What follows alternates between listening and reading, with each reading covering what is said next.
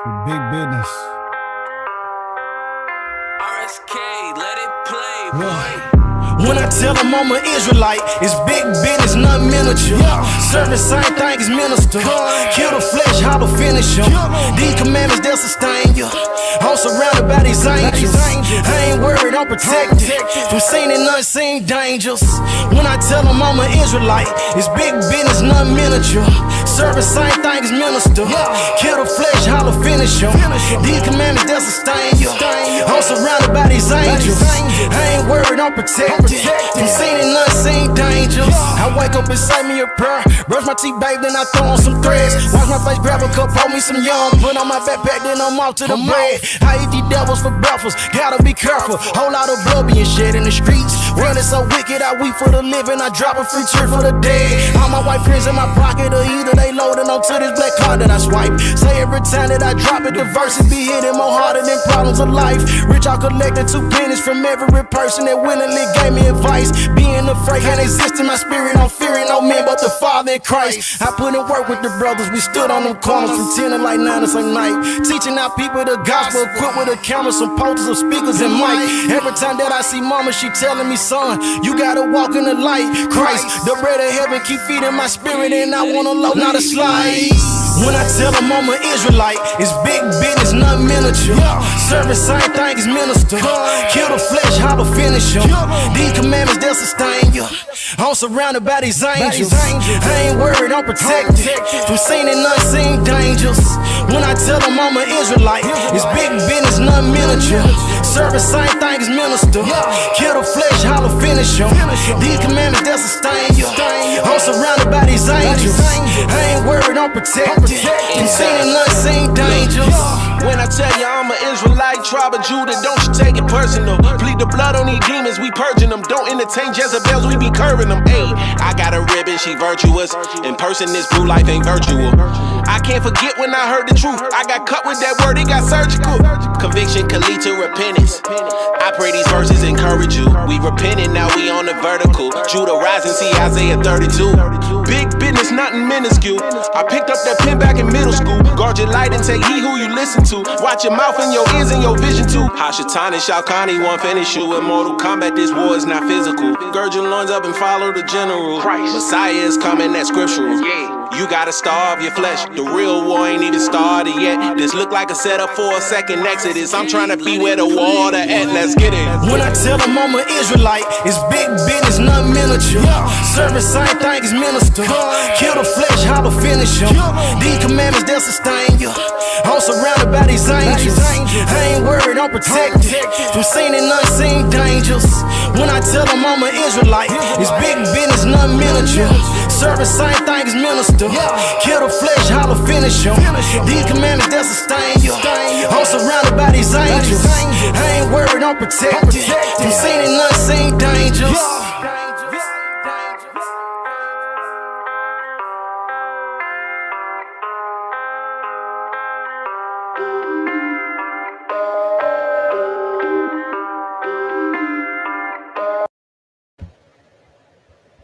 Yo, shalom to everybody, shalom to the family. We're back at it again as promised. The savant from the Levant, he's coming in with, with that fire and that heat rock, man, and smooth like peat rock. So we got the brother back. He's going in on the Armenoid invasions. He's been dealing with haplogroup J and elucidating the ancestry of haplogroup J and the lineages, the Hurrians. You don't want to miss this one.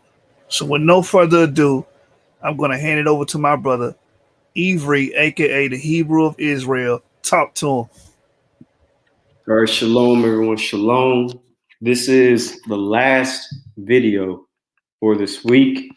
And depending on a few things, this might be the last video, period. And then I'm going to start uploading videos to my own channel. But I'm going to try and see if I can upload at least possibly 2 more videos next week, or actually, should I say the week after next. And it will be basically a compare and contrast video, but I'm going to see how my schedule looks. So this could be the last video. in a while, or I might do another video, 2 last videos on YouTube's channel in 2 more weeks. But anyways, tonight is a bombshell amount of information, and we're going to be dealing with the Armenoid invasion. So, as we discussed in the past, haplogroup E dominated the Levant. Neolithic Levantine Natufians carried haplogroup E. The Levant was the homeland of Proto-Semites. Proto-Semites would descend from Natufian and Levantine farmers. Proto-Semites would have expanded from the Levant in the early Bronze Age. These early Semites would have had haplogroup E, and Proto-Semites would have carried haplogroup E into Mesopotamia. As we always bring up when it comes to this particular study, it says these findings contrast that with both either Neolithic and Epo-Paleolithic Levantine populations, which were dominated by haplogroup E, and later Bronze Age individuals, all of whom belong to haplogroup J. And here are various E samples in the Levant, in the southern Levant, northern Levant of the area of Natufian culture. Here are, just a few examples. You have Natufian samples, you have pre-pottery B samples, and etc. And so this study also goes into the fact that such a scenario would also explain the presence of Y chromosome haplogroup E in the Natufians and Levantine farmers, a common link between the Levant and Africa. And here's the latest study dealing with the origins of the Semitic language. And it says these results indicate, I'm starting right here in the yellow. These results indicate that the ancestor of all Semitic languages in our data set was being spoken in the Near East no earlier than approximately 7,400 YBP, after having diverged from Afroasiatic in Africa. This discovery of such early Semitic languages could increase estimates of the age of Semitic and alter our geographical origin if these early Semitic languages were found in Africa rather than the Middle East. And this paper deals with the Natufians and Semites. This paper makes an additional inference, since there is archaeological and physical anthropological reason to believe that the Natufians were related to modern Semitic-speaking peoples of the Levant. And going back to this paper that deals with the origin of Semitic languages, we estimate that Semitic has an early Bronze Age origin in the Levant, followed by an expansion of Akkadian into Mesopotamia. And this paper dealing with genetics says E-M34 is the main Middle East variety of E1B1B, and is thought to have arrived with the Proto-Semitic people in the late Copper to early Bronze Age, same time period. And here is a map basically showing this. Semites and E going into Mesopotamia from the Levant. And various linguists and geneticists believe this, such as Peter Solomon, who says, in this group, many of us conclude that haplogroup E is one of the major founding haplogroups of the Semitic people, and that haplogroup E people were the ones who brought Proto-Semitic out of the Afroasiatic homeland in Northeast Africa into the Levant and Mesopotamia. This paper also goes into it saying, Semitic languages such as Hebrew, Arabic, and Aramaic are characterized under the Afroasiatic language family. This means that Arabic and Hebrew languages derive from the same language with Berber, Chadic, Cushitic, Egyptian, Amharic, and Omotic languages of Afroasiatic language family in North Africa. Today, we see that most of Afroasiatic people are E1B1B haplogroups, especially the lineages of V12, V32, and V81. And we see a great variety of E1B lineages among both Semitic and Afroasiatic people, whereas only FGC111 lineages of J1 is present among Afroasiatic Semitic people. And And it is also impossible to see J1 haplogroup among several Afroasiatic people, such as Berbers. According to the theory, Afroasiatic languages spread to Asia via E1b haplogroup, not J1 haplogroup. It is historically known that a ruling class of Afroasiatic people, such as Akkadians, Assyrians, etc., also invaded the north of Mesopotamia and brought their Afroasiatic languages to the central and northern parts of Mesopotamia during the period of Akkadians and Babylonians. Elite dominance model of E1b1 might be supposed for Akkadians, Assyrians, and Babylonians. In this sense, it might be theorized that Sumerian was the main language of ancient Mesopotamians before Afroasiatic E1b overwhelmed Mesopotamia elite dominance model. So, Proto-Semites may have also been darker than they are today in the Middle East. Natufians were genetically Neolithic Arabians, North Africans, West Asian, and Omotic. Therefore, Natufians would have been dark. We even have a Natufian reconstruction based on their remains. This is important because Natufians are the ancestors of Proto-Semites. Also, if we look at murals of ancient Semites, they depicted themselves dark brown skinned. Biologists say Proto-Semites looked Euro-African, which is basically like an East African. And ancient Greek writers mention Ethiopia or burnt-faced looking people in the Middle East. Furthermore, it has always been known that the descendants of Shem were dark-skinned. So dealing with the Natufian genome, the Natufian sample consists of 61.2% Arabian, 21.2% North African, 10.9% West Asian, and 6.8% Omotic. Remember, this is during the Neolithic, where all these populations would have been dark. So here's an Arabian Vidoid type, which would have been that ancient Arabian type. Here is a Neolithic North African during the time period of the Green Sahara.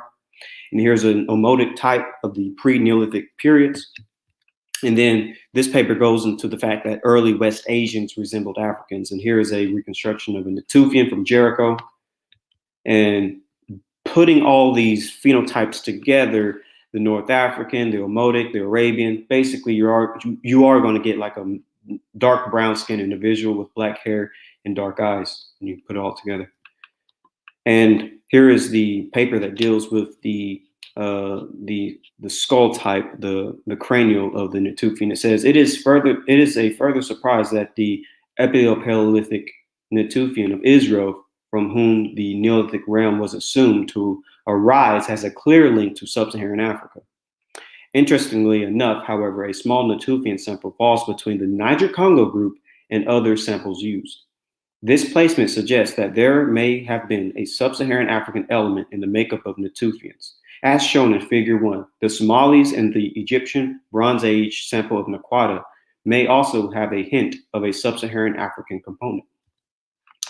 If the late Paleocene Natufian sample from Israel is the source from which that Neolithic spread was derived, then there was clearly a sub-Saharan African element present of almost equal importance as the late prehistoric Eurasian element. My personal opinion on how Natufians could have looked, or at least how this reconstruction of a Natufian looks. He looks like common. But dealing with Proto-Semites, in a private conversation, he writes that this sequence is correct for Mesopotamia. As for example, at Kish, where the Mediterranean Proto-Semite is under the Sumerian Alpine, he adds that the primitive Mediterranean type equals the Galas, etc., of Somaliland and Kenya colony, which in turn equals the Proto-Semites. So basically, he's saying that Proto-Semites look like people from Somalia and Kenya in ancient times. Just so y'all can know the civilization of Kish. The civilization of Kish is a time period corresponding to the early East Semitic era in Mesopotamia and the Levant. Coined by Idris Gelb, the epoch began in the early 4th millennium BC. The tradition encompasses the sites of Ebla and Mari in the Levant, the Proto-Akkadian sites of Abu Salah and Kish in central Mesopotamia, which consisted of Uri region as was known to the Sumerians. The East Semitic population migrated from what is now the Levant and spread into Mesopotamia, which is what we've been saying so much. And the Sumerian city of Kish shown a East Semitic nature and reveals that the city's population had a strong Semitic component from the dawn of recorded history. Gelb considered Kish to be the center of this civilization, hence the name. The East Semitic languages are one of the 3 divisions of the Semitic languages. The East Semitic group is attested by 3 distinct languages, Akkadian, Ebelite, and Kishite, all of which have long extinct. The Kishite language is the oldest known Semitic language. Here is the civilization of Kish, and pretty much in the center part of modern-day Iraq, and it's part of the Akkadian Empire.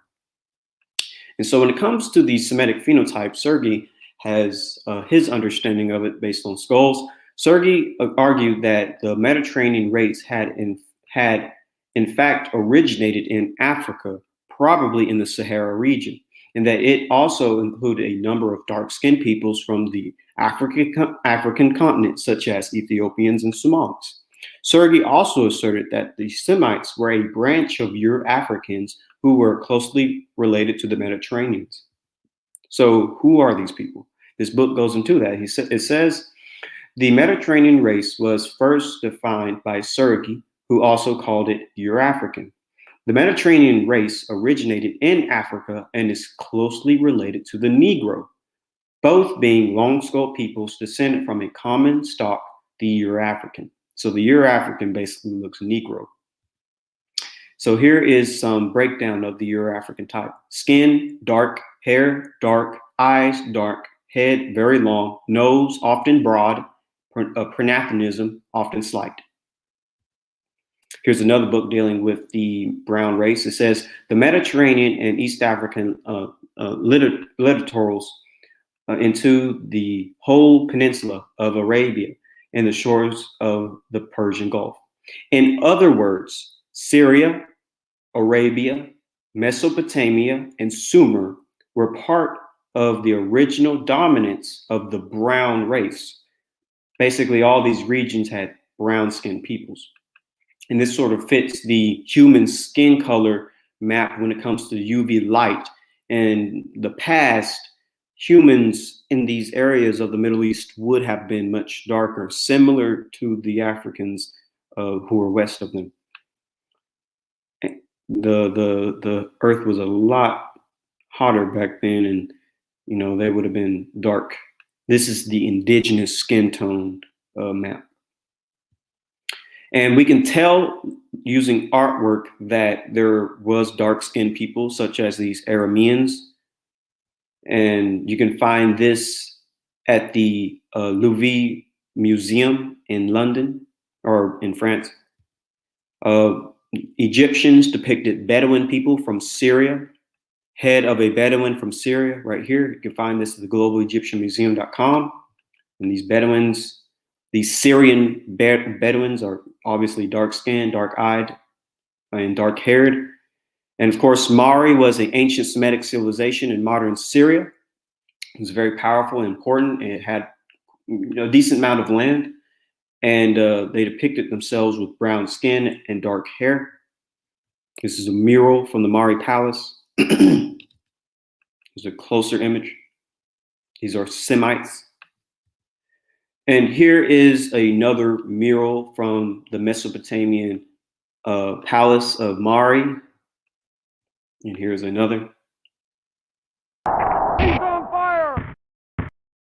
And here are Sabaeans, Arabian peoples, next to Ethiopians, and Ethiopians have traditions of coming from Sabaeans, and they look the same. They still look the same to this day. Hair texture, nose, face, everything.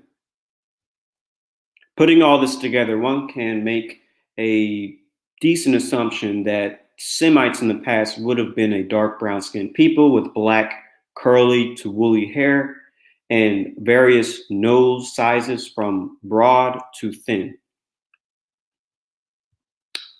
Greeks also recorded dark-skinned peoples in these regions of the world.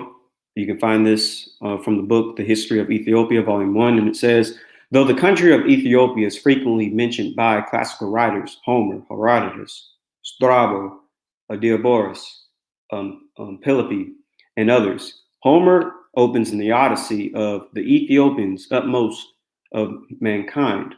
These eastward statutes goes towards the west. These extractions only show that Homer thought that they were Eastern and Western Ethiopians. From these various statements, we may conclude that Homer and Herodotus call all the people of the Sudan, Egypt, Arabia, Palestine, and Western Asia and India Ethiopians. Homer invented the name Ethiopia and Ethiopians, as Herodotus, Strabo, and Penelope connect Ethiopia with Egypt. And there is no doubt that the earliest classical writers considered to be Ethiopians all the people who were swarthy or brown-skinned or black-skinned, including the Negroes, and the country in which they lived, whether the Sudan or Western Asia or India, to be called Ethiopia. And of course, ancient writers such as Hebrews said that the descendants of Shem were dark-skinned, and it reads, he especially blessed Shem and his sons, black but comely, and he gave them the habitable earth. Also, Arabic, or should I say Muslim writers say the same. And the children of Shem settled in the center of the earth, which is called Satrma, in the sea, and between Yemen and Syria. Allah made the prophets from them, revealed the books to them, made them beautiful, gave them a black complexion, luminous and free of blemish. He's on fire! Persian historians say the same thing. Born to Noah were Shem, whose descendants' color are a black complexion with a light brownish undertone and a dark blackish brown. Arabic scholars say the same. Allah made the descendants of Shem and Ham and the descendants of Ham black-skinned. Christian writers in the past say the same. Shem, the land of the Browns. If haplogroup E is Proto-Semitic, and if Proto-Semites were dark-skinned, then how come today most Semitic peoples in the Middle East have haplogroup J and are lighter skinned?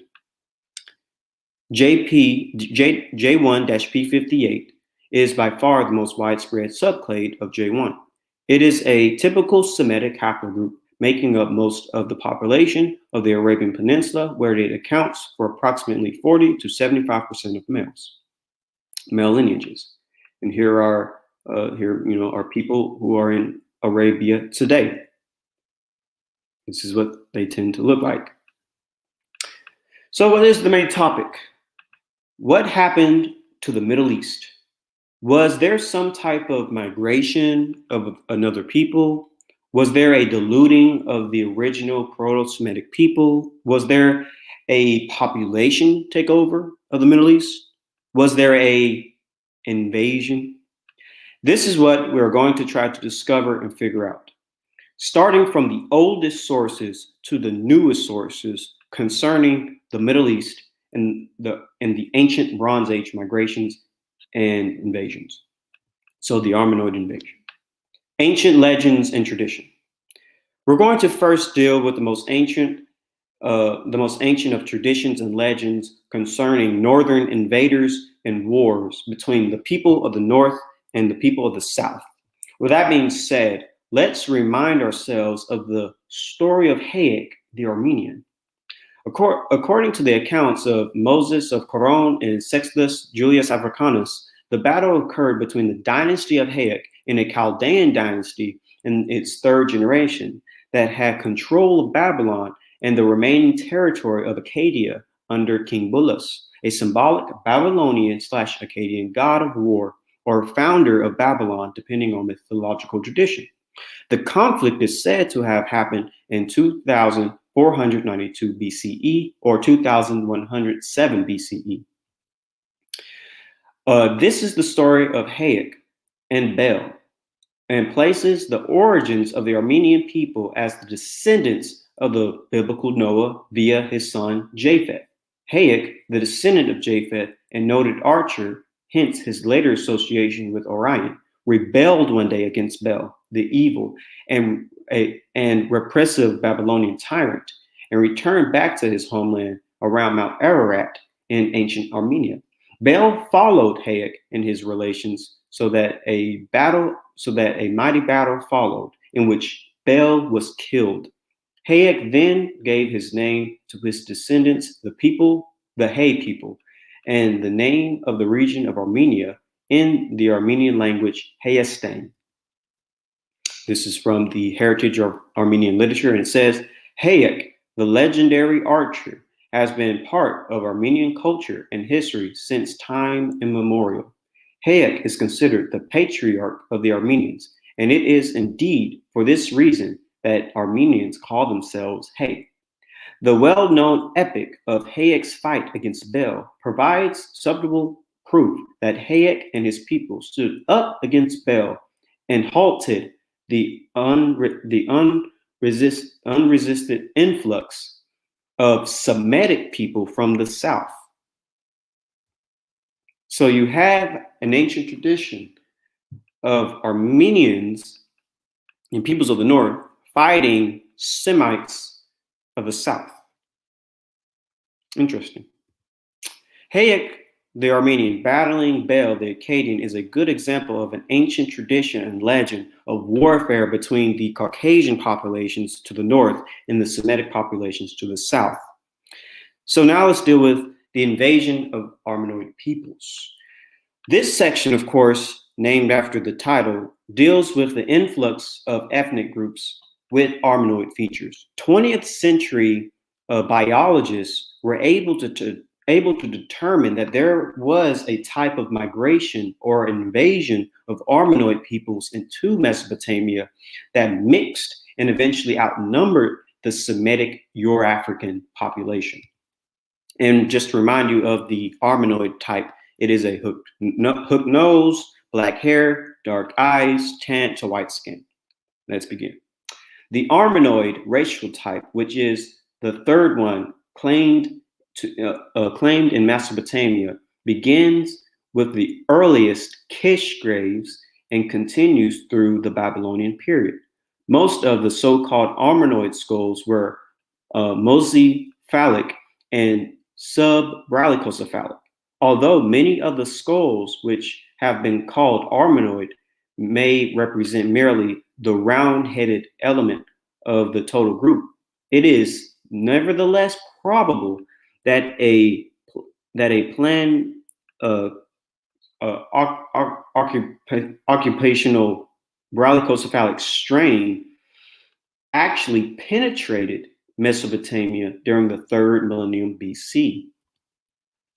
The series of skull remains in our disposal over than the series from Al-Umbud includes a series from Kish from graves which may be dated at some time close to 2900 BC.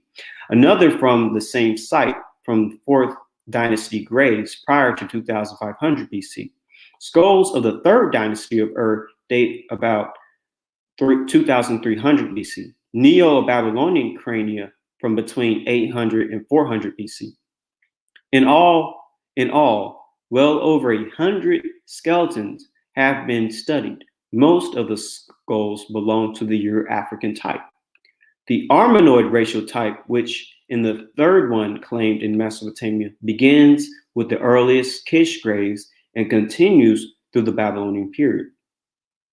brachycephalic strain actually penetrated Mesopotamia during the 3rd millennium. Now, here's a study dealing with the Kish remains called Report on the Human Remains Found at Kish, and it says, but it is possible that even in this period, the Armenoids of the north were already beginning to infiltrate into northern Sumer. It must be remembered that soon after the fall of the Semitic Empire of Akkad, the entire land of Sumer and Akkad was ruled for over a century by the Gutians from the north, between the upper and lower Zab rivers. The valuable results obtained by the authors of this paper confirm what the historians had assumed in regard to early mixture of Sumerians and Semites at Kish, the oldest capital of Sumer and the greatest metropolis of the north, later known as Akkad. Dr. Brooks finds an increasing admixture of the round-headed Armenoid type. This must be explained as an infiltration from Syria and the Hittite region if they are not normal variants. Definite examples of the people whom Hadion describes as Semites, whereas they are certainly examples of the brown and the Eurafrican races. On the morphological examination, it would appear that two branches of one stalk are to be found among the types represented by the skulls from Kish. So basically, the Semites are the brown Eurafrican races. That's what he's saying. Now, the third type, which is resembled but sharply is different, is extremely different. The form of the former head, the head form is brachycephalic, in some cases extremely so. There seems, however, to be little doubt that they belong to the Armenoid race. This brachycephalic element, which forms such an important element in the population of the eastern latitude of the Mediterranean and also of the great land bridge stretching from India westward. These round-head elements appear to have been slowly increasing. It is on the whole commoner in Neo-Babylonian graves and in the modern populations than in the earlier graves. So basically, there was a third type as well found in Mesopotamia that began increasing. And this third type of people was an Armenoid type. It says, out of 28 specimens, he believes that only 3 could be classified as Armenoid, while 3 others had Armenoid affinities. 12 skulls he classifies as the Kish type, and it is the type originally described in the paper on the first year's work, the type A of this paper, Eurafrican. In my own previous analysis, I found 1 Armenoid and 6 others. There was also a fragmentary specimen in the first concealment, which was too broken to be described, but which shows Armenoid affinities. Out of 36 crania from Kish, only 4 can be described as Armenoid, the same number as showing some Armenoid traits. It is clear then that our evidence, as far as it goes, suggests both on the evidence of features and form that the Armenoid race played a small part in the population of ancient Kish. 17 appeared to be of the Eurafrican type, thus forming nearly half the population, although some of those may have Mediterranean affinities. The difference between the long-headedness of the Mediterranean and Eurafrican and the brachycephalic Armenoid are so conspicuous as to be unmistakable, but the distinction between the Mediterranean and the Eurafrican is less obvious, though it may be equally important.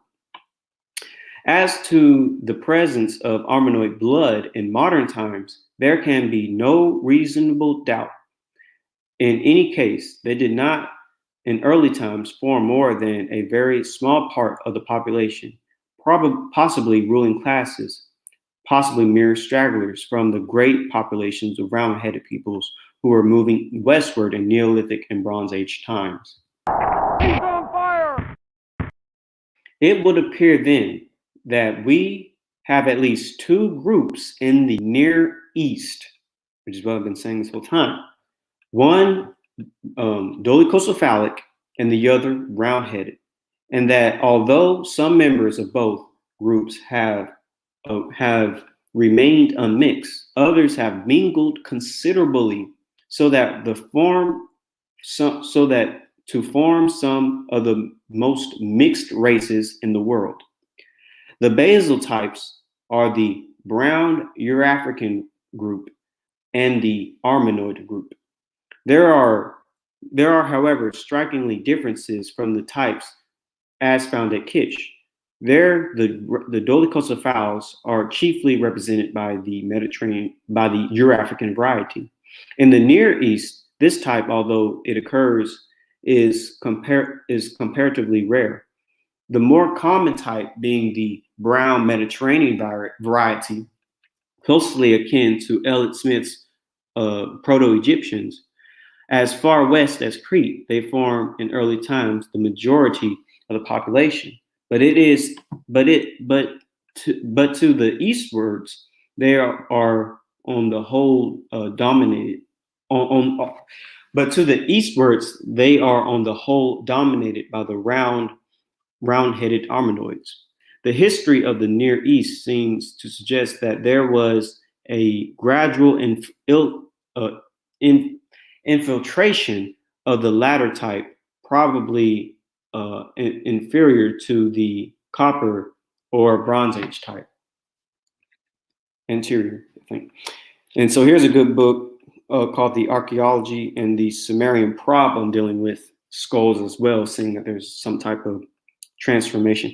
It says, regarding the peoples who appeared in the south at the beginning of the Uruk period, we may make two assertions. They spoke in all probability a Caucasian, a Japhetite language, and they were bradycocephalic or perhaps mesophalic. The people resemble, for the Al-Umbud stage of culture, belonged to judge by their distribution to the Middle Eastern section of the Mediterranean race, to the brown race of Professor Elliott Smith, in fact. But of their language, we can say nothing. So basically, we have two types. We have a bradycocephalic type and a brown race type in the region of Sumer. As to the characteristics of the dolichocephalic population of Mesopotamia, Dr. Brexton distinguishes a brown Mediterranean and a brown Eurafrican type. They are, in fact, often included together in the term Mediterranean, but as distinguished by Dr. Brexton, the brown Mediterranean variety seems later and related with the West, whereas the Eurafrican type seems more ancient and has connections with the East. Brown Eurafrican variety of the dolichocephalic population at Kish and other variety, the brown Mediterranean type, which is related with the West, can hardly have been anything but Semitic, for it is certain that we have to account for Mediterranean Semites from Arabia at the early date in Mesopotamia. So the brown Eurafrican type, again, it's being classified as Semitic in the brown Mediterranean. Now, for one of the most curious features of Sumerian is its isolation among languages, an isolation which only a few scholars care to deny by asserting that it belongs to the Caucasian Japhetic languages. He's on fire! And here's another good book, Encyclopedia of the World History. The population of Upper and Lower Mesopotamia in prehistoric times belonged to the brown or Mediterranean race, While this basic stock persisted in historical times, especially in the South, it became increasingly mixed, especially with broad-headed Armenoid peoples from the northeast mountains, owing to a recurrent incursions of mountain tribes into the plains. Again, Armenoid peoples coming into the south, coming south from the north, pushing these brown-skinned peoples or mixing with them. So these skulls, anthropologists were able to determine by using skulls that there was a migration or invasion of northern Armenoid peoples into the Semitic lands of Mesopotamia. These Semites were described as being brown Mediterranean or brown Euro-Africans. We know what this type is, by the way, what both these types are.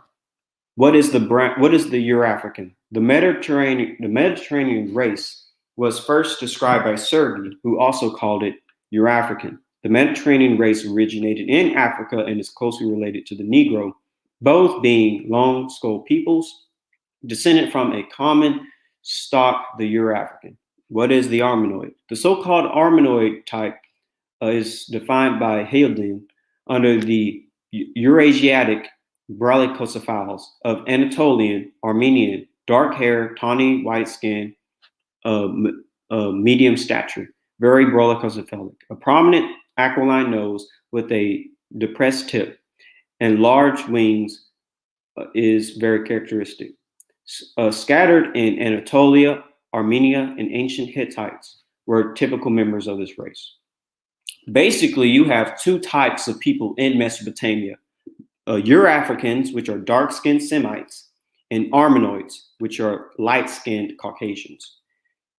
So the guy to the left, to me, would represent an ancient Semite, because I think when I got this image, he's either a Southern Arabian from Yemen or he's East African. But either way, this would be like the Semitic type. And the girl to the right is an Armenian. And, this would be the ancient type. No, so these two types would have actually got together. This is even evident by ancient artwork that there are two people living in the Middle East. You can tell by art that there's clearly two different ethnic groups. For instance, again, this, as y'all remember, comes from Mari, Syria. And these are Semites. And right here are the Sumerians. And this is from the Standard of in Sumer. And here is a Sumerian statue. And here again is a Mari mural, which again, Semitic civilization. Again, I'm just showing that there's clearly two different peoples living in the region of Mesopotamia. Here are Arameans from the region of Syria battling against Assyrians. And again, there clearly is two different types of people.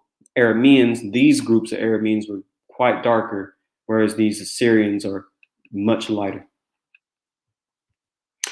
But the Armenoids didn't just stop in Mesopotamia.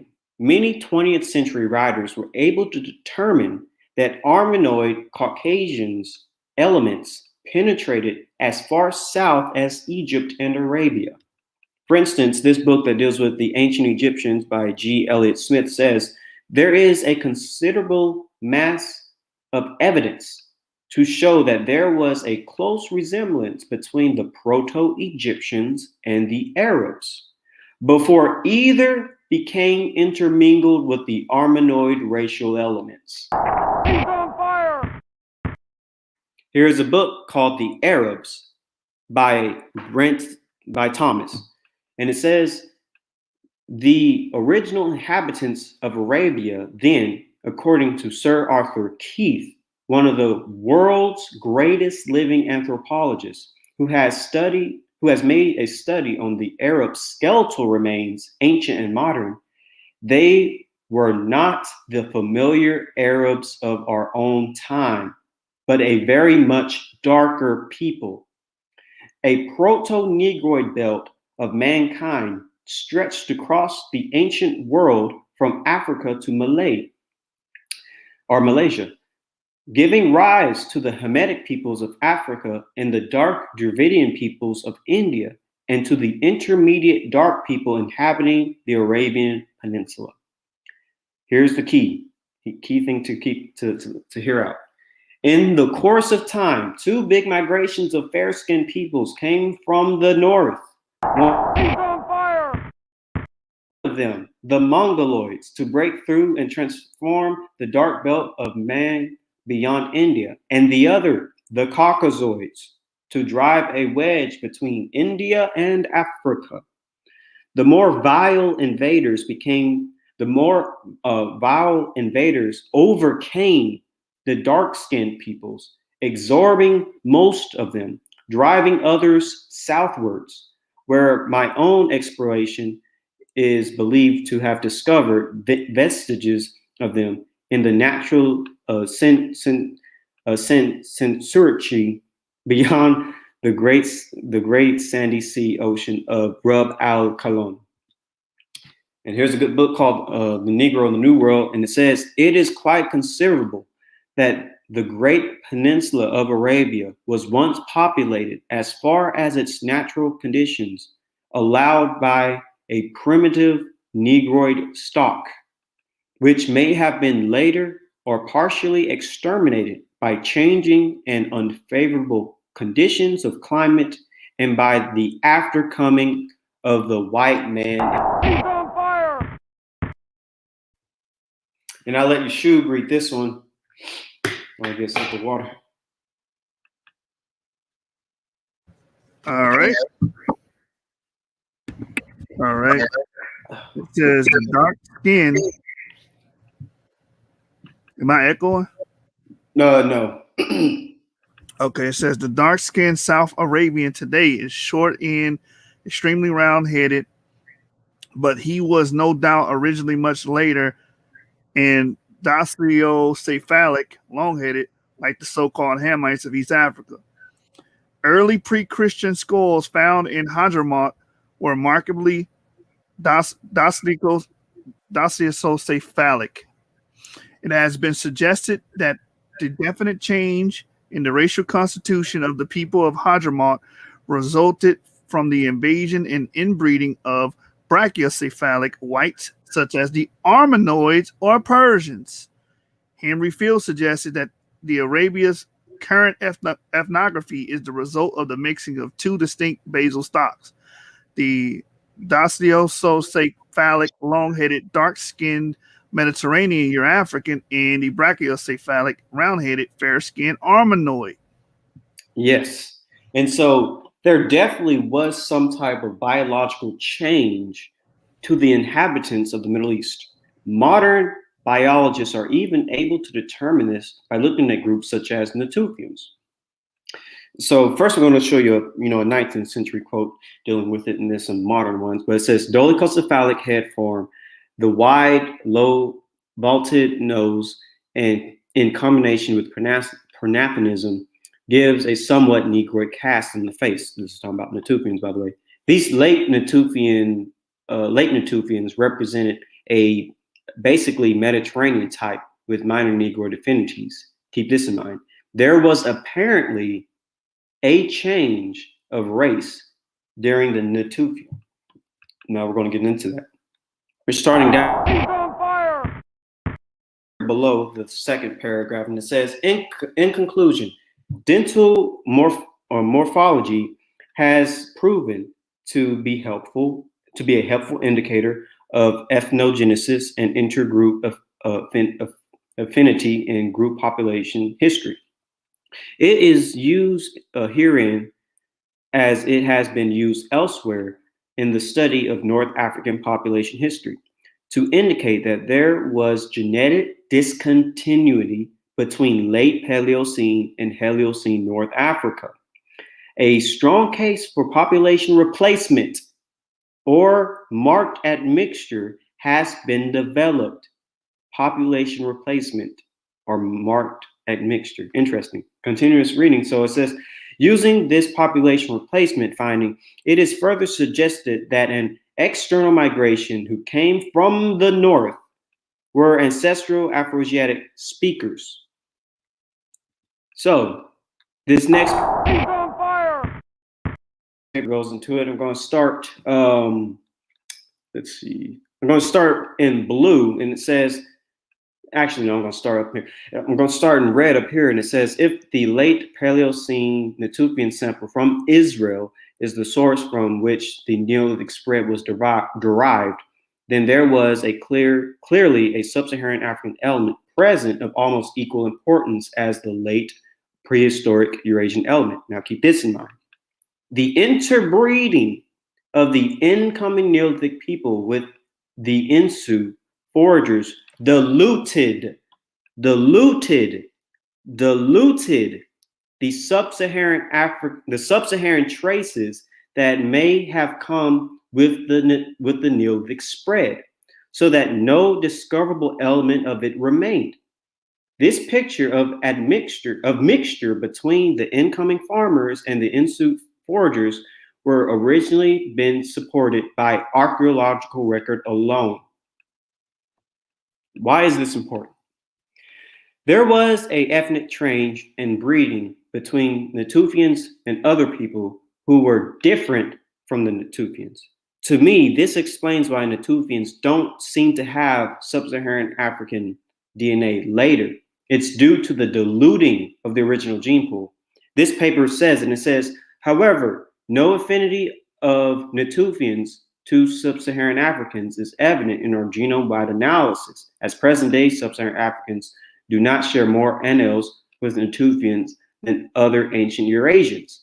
And a lot of people try to use this as a gotcha, but they don't know about this study that literally says, and I'll read it again, the interbreeding of the incoming Neolithic people with the Insu foragers diluted the sub-Saharan traces that may have come from the Neolithic spread, so that no discoverable element of it remained. He's on fire! So you got to put all these studies together. You can't just, look at one thing and try to use it as a gotcha moment. Anyways, with that being said, it has been believed that the mixing between white and black and white types created the Semitic race of today. And I believe this is partially true for certain populations. For instance, this book goes into it and it says, there is no way better to delimit the conditions of crossbreeding. In a definite paleo environment, a crossbreeding which ultimately may have led to the formation of the recent branches of humanity. Semites, Arabs, and Jews in a different geological context. The formation of the Semitic branch occurred between the 5th and 4th millennium. There was genuine interbreeding between white, non-Mongoloid Cro-Magnon and black at the beginning of the historical era. In the Redmud Museum in Saudi Arabia, one can see a reproduction of the cave paintings showing that Negroid type that inhabited the Arabian Peninsula in Neolithic times. This type who progressively crossbred with white elements came from the Northeast to give rise to the Arabian type. Not until the Sabaean era 1000 BC was this crossbreeding completed in the South. And continuing this book, it says, all Semites, Arabs, and Jews, as well as the totality of Latin Americans are mixed breeds of blacks and whites. And here's another book dealing with it, and it says, anthropologically and culturally speaking, the Semitic world was born during proto-historic times from the mixture of white-skinned and black-skinned peoples in Western Asia. These facts, on which even Arab authors agree, prove, as with shortly become evident, that the Arab race could not be conceived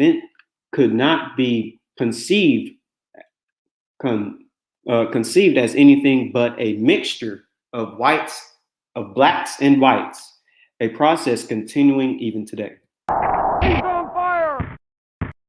Certainly, it is important to challenge our notion about Semite, whether in Mesopotamia, Phoenicia, or Arabia. The Semite, insofar he is discernibly objectively appears as a product of Negro-white mixture.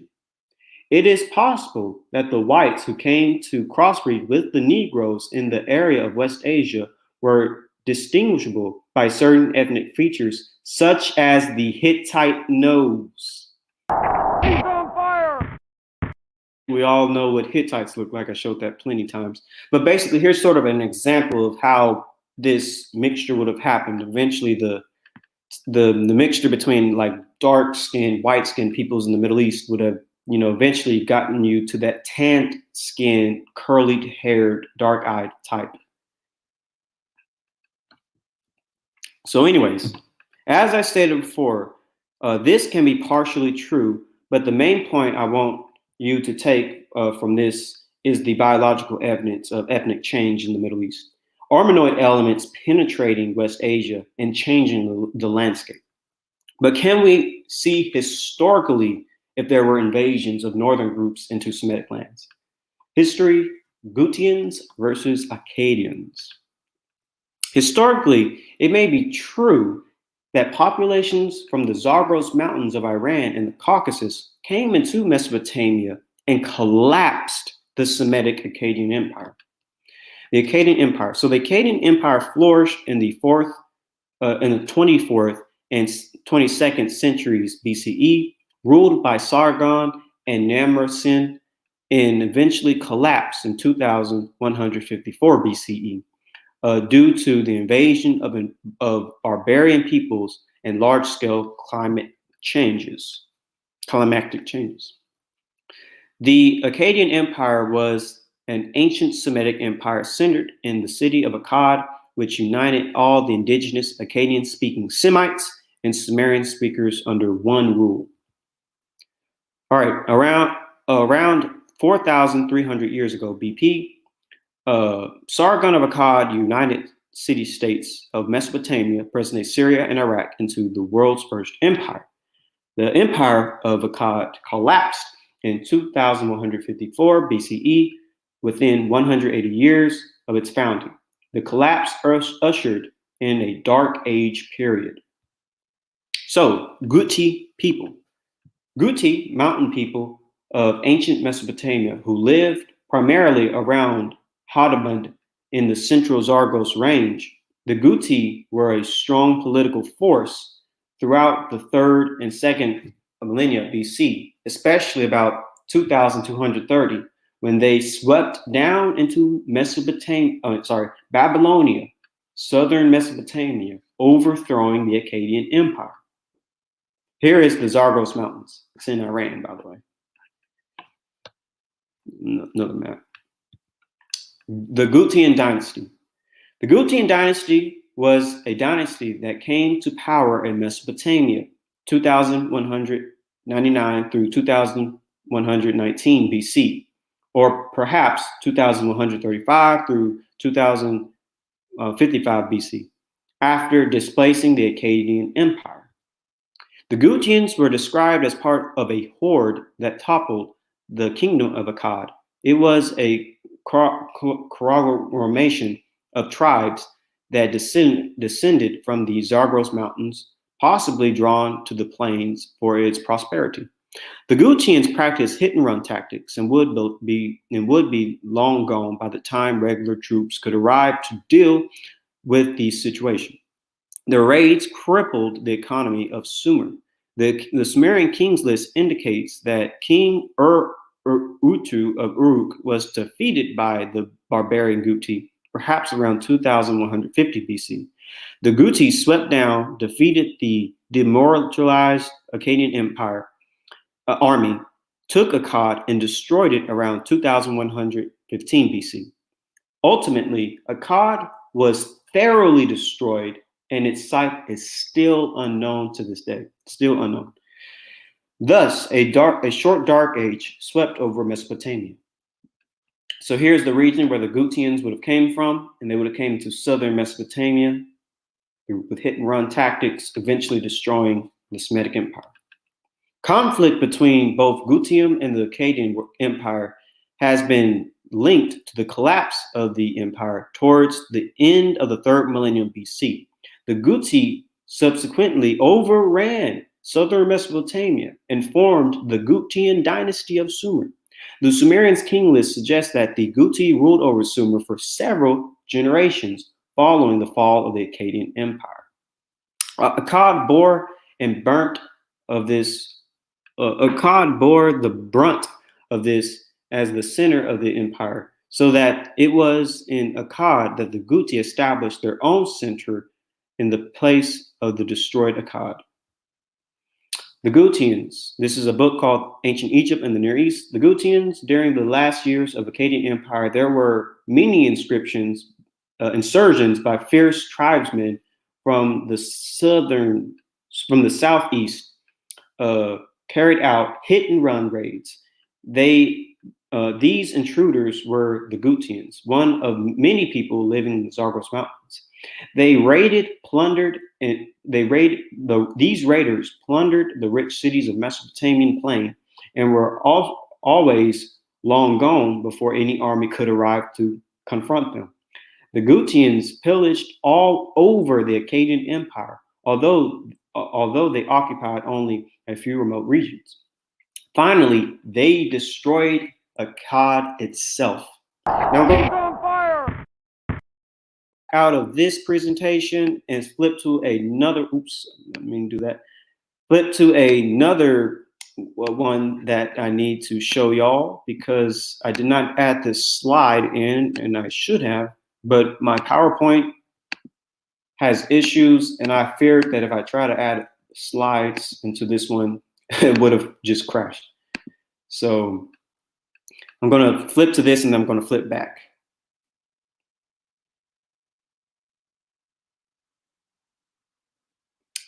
So I'm ready to shoot.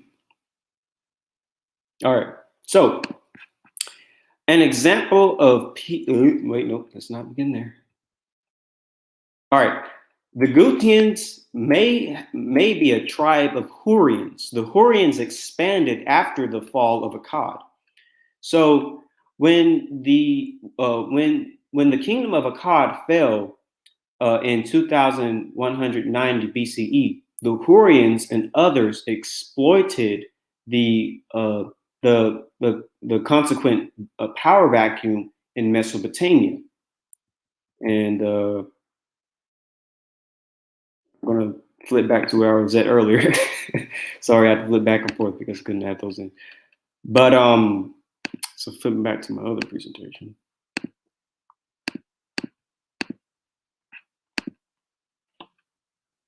I know it was just 2 slides, but you know, fear of losing it.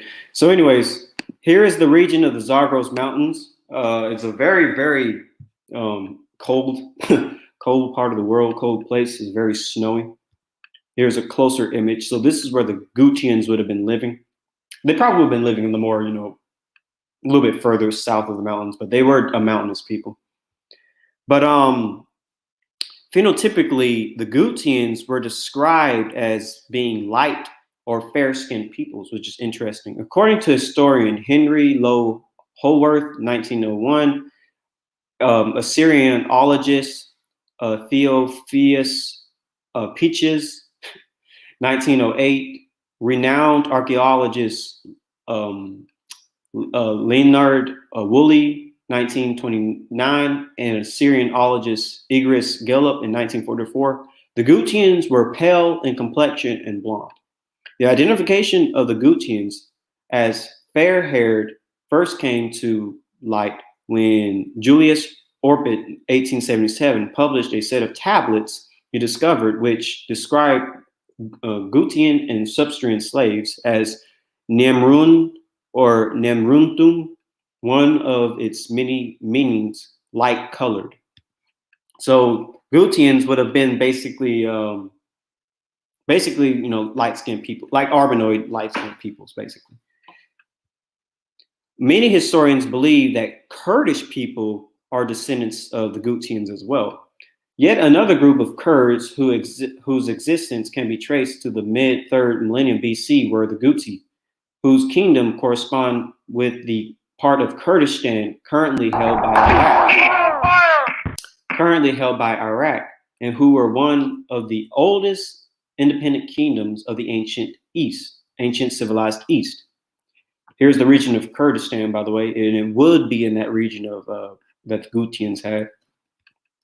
Here's another book, Encyclopedia of the Peoples of Africa and the Middle East, and it says, the region known as Kurdistan encompasses a territory about the same size as Texas, spread across 3 modern-day Middle Eastern countries, Iran, Iraq, Syria, and Turkey. The region includes mountains such as Mount Ararat and the Zagros Mountains, with pasture lands and valleys covered with forests. Lakes also mark the territory, including Lake Irma in Iran and Lake Van in Turkey. The Halfa period was followed by the Hurrian period from 2,600 to 6,300 years ago, which was based in Mesopotamia in the Zagros Tartarus mountain area of Iran. The Hurrian peoples spoke a language related to modern Chechenian.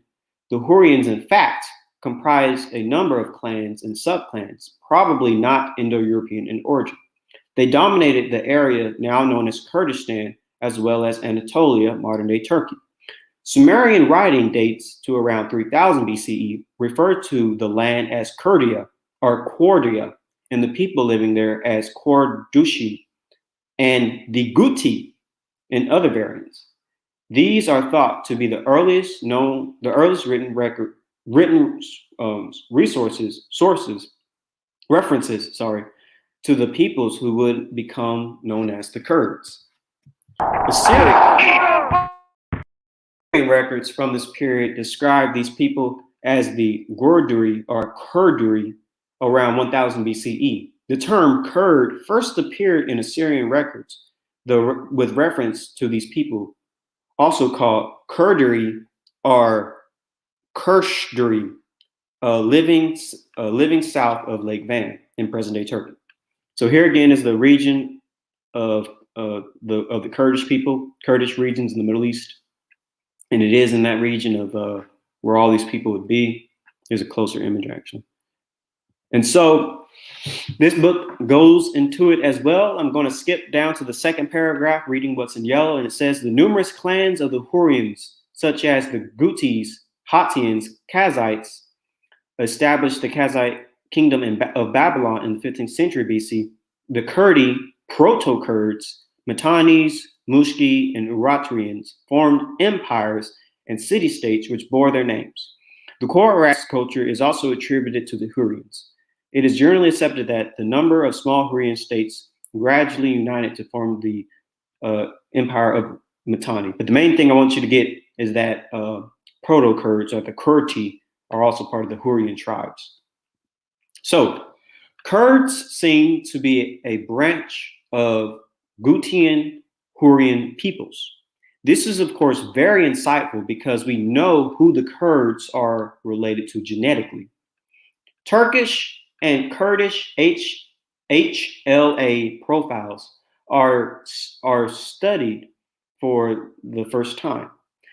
The comparative study of the allele frequencies, characteristic haplotypes, genetic distances with other Mediterraneans is complemented by neighbor journeying demographisms and correspondence analysis. Turks, Kurds, Armenians, Iranians, Jews, Lebanese, and other Eastern and Western Mediterranean groups seem to share a common ancestry, the older Mediterranean substream.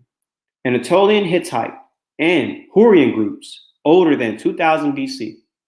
These may have given rise to present-day Kurdish, Armenian, and Turkish populations. So these groups are related to Hittites and Hurrians. Turks cluster within the Eastern Mediterranean, including Kurds and Armenians. Taking all our different types of data analysis together, Turks, other Anatolians like Kurds and Armenians and Iranians appear to belong to the older Mediterranean substream included within the Eastern Mediterranean group. In summary, it seems that Turks, Kurds, and Armenians are very close genetically, and all of them seem to have been living in the area for many millennia.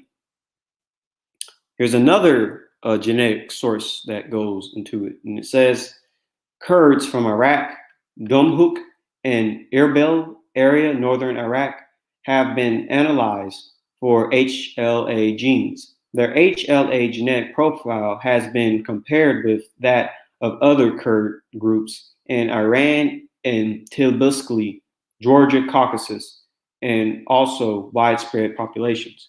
Our HLA study conclusions are that Kurds most probably belong to an ancient Mediterranean, Middle Eastern, Caucasian genetic substream, and that present results and those previously obtained by us in Kurds may be useful for medicine in future Kurd transplantation programs. It is discussed that one of the most ancient Kurd ancestor groups is in Hurrians, 2,000 years BC.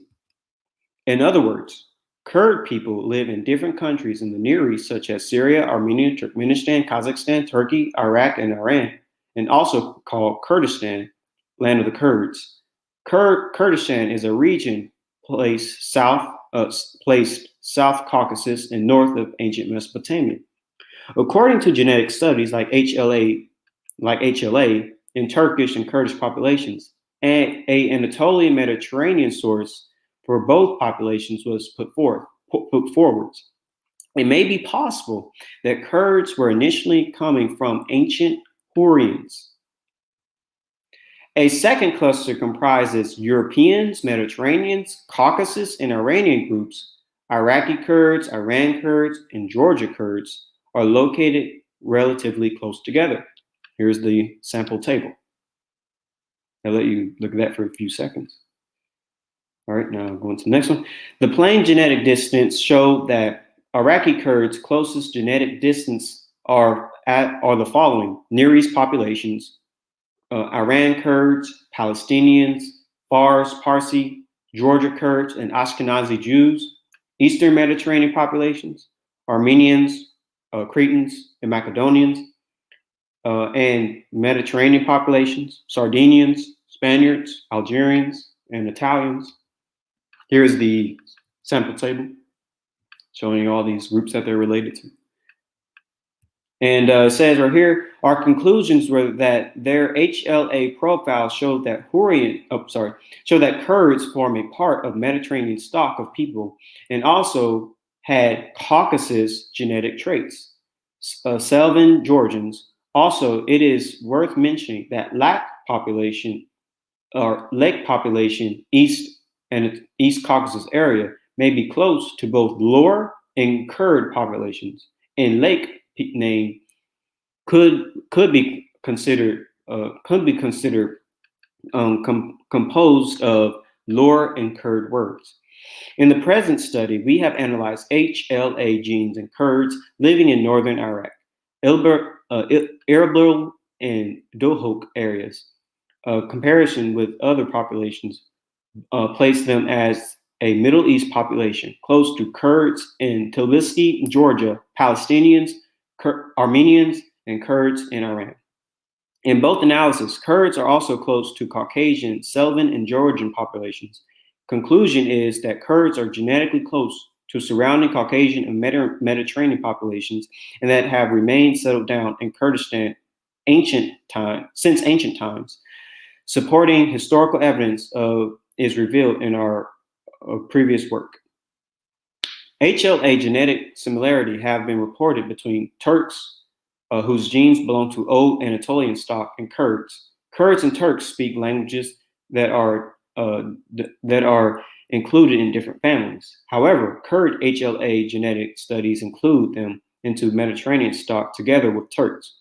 Other genetic studies based on Y chromosome in Kurds from Turkey, Georgia, and Iran identify the dominant presence of haplogroups originate in the Middle East, Anatolia, or Mesopotamia that show a close association with Jews, Lebanese, and Turkish genes.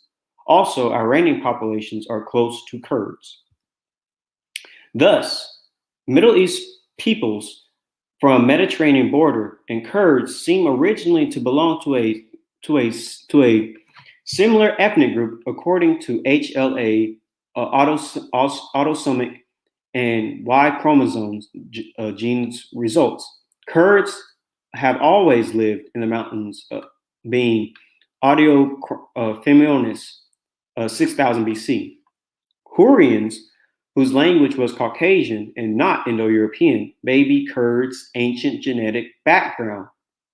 And you know what's interesting about this is that up here it says that Middle East peoples from Mediterranean border and Kurds seem to belong to a similar ethnic group. And then it talks about how the Kurds being related to Hurrians. Could this similar ethnic group be the Hurrians? Anyways, it says, in summary, all three Kurd groups studied in the present paper are genetically closely together and to other Mediterranean and Caucasus populations, according to HLA genes. All right, so therefore, Caucasian/Iranian types overthrew and destroyed the Semitic Akkadian Empire or civilization in Mesopotamia, which sounds somewhat similar to the story of Hayek, the Armenian, and the descendant of Japheth, grandson of Togarmah. It sounds very similar to him killing, Bel of Akkad. Anyways, furthermore, the influx of Armenoid skulls into the Euro-African brown Mediterranean population of Semitic lands like Akkad and other places may indicate and prove a type of invasion of northern peoples. But are there official genetic studies that can reveal such an event happen? So is there anything that's official that says, yes, this definitely happened? So Caucasian/Iranian invaders going into the kingdom of Akkad. Where is the evidence of this? Here is a paper that came out in 2019 that deals exactly with this.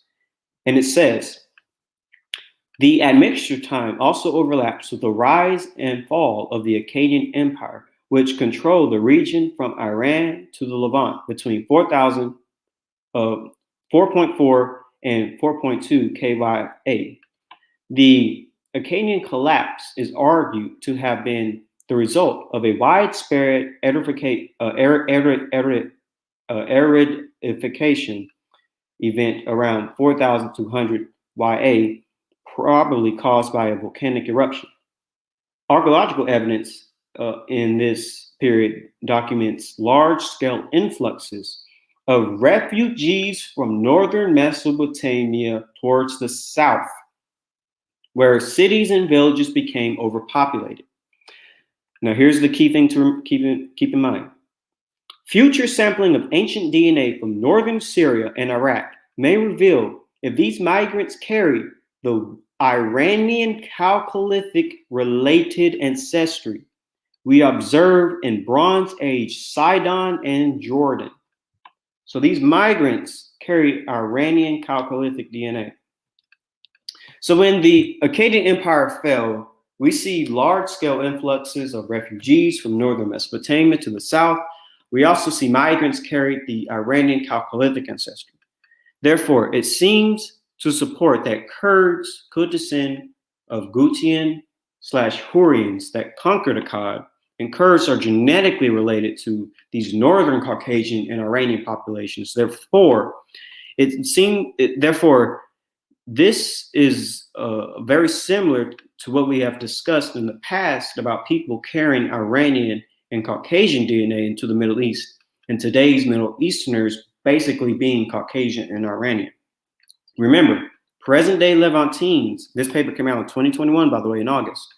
Present-day Levantines are drawn towards Bronze Age Europeans and Iraqi Arabs, Iraqi Kurds and Assyrians appear relatively closer to ancient Iranians. So this leads us into the core Araxes culture. What could tie all this information together is the core Araxes culture, migration, and genetics. The core Araxes culture was located in the southern Caucasus, and the core Araxes culture went as far back as the 4th millennium BC to the 3rd millennium BC. One important element about the core Araxes culture is that they were known for their black and red pottery. And it says the core Araxes cultural tradition exists in the highlands of southern Caucasus from 3,500 to 2,450 BC, before the Christian era.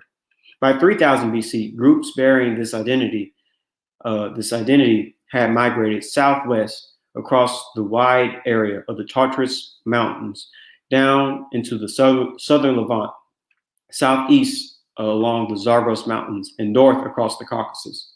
In this new place, they became effectively ethnic groups amid already heterogeneous societies. This paper addresses the place of migrants along local populations as ethnicities and the reasons for their disappearance in the diaspora after 2450 BCE. So here's the map showing this spread of the core Araxes culture and people. The core Araxes as a tradition, as a cultural tradition, how do we know that we are dealing with groups of ethnic migrations? The cultural importance of this pottery style is that it dominated the area of the earliest appearance of the core Araxes culture.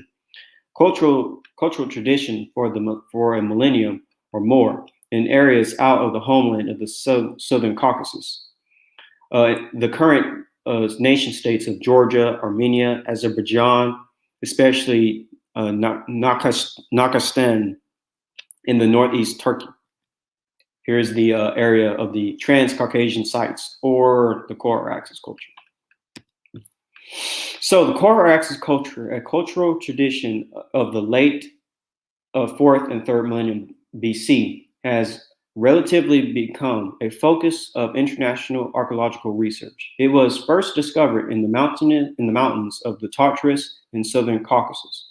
From near the beginning of the tradition, evidence suggests that populations bearing some of its hallmarks, black burnished handmade pottery, and the ritual of the hearth spread out over a wide range of the Tartarus, Zagros, and Caucasus Mountains, and as far south as the area of the Sea of Galilee in the southern Levant.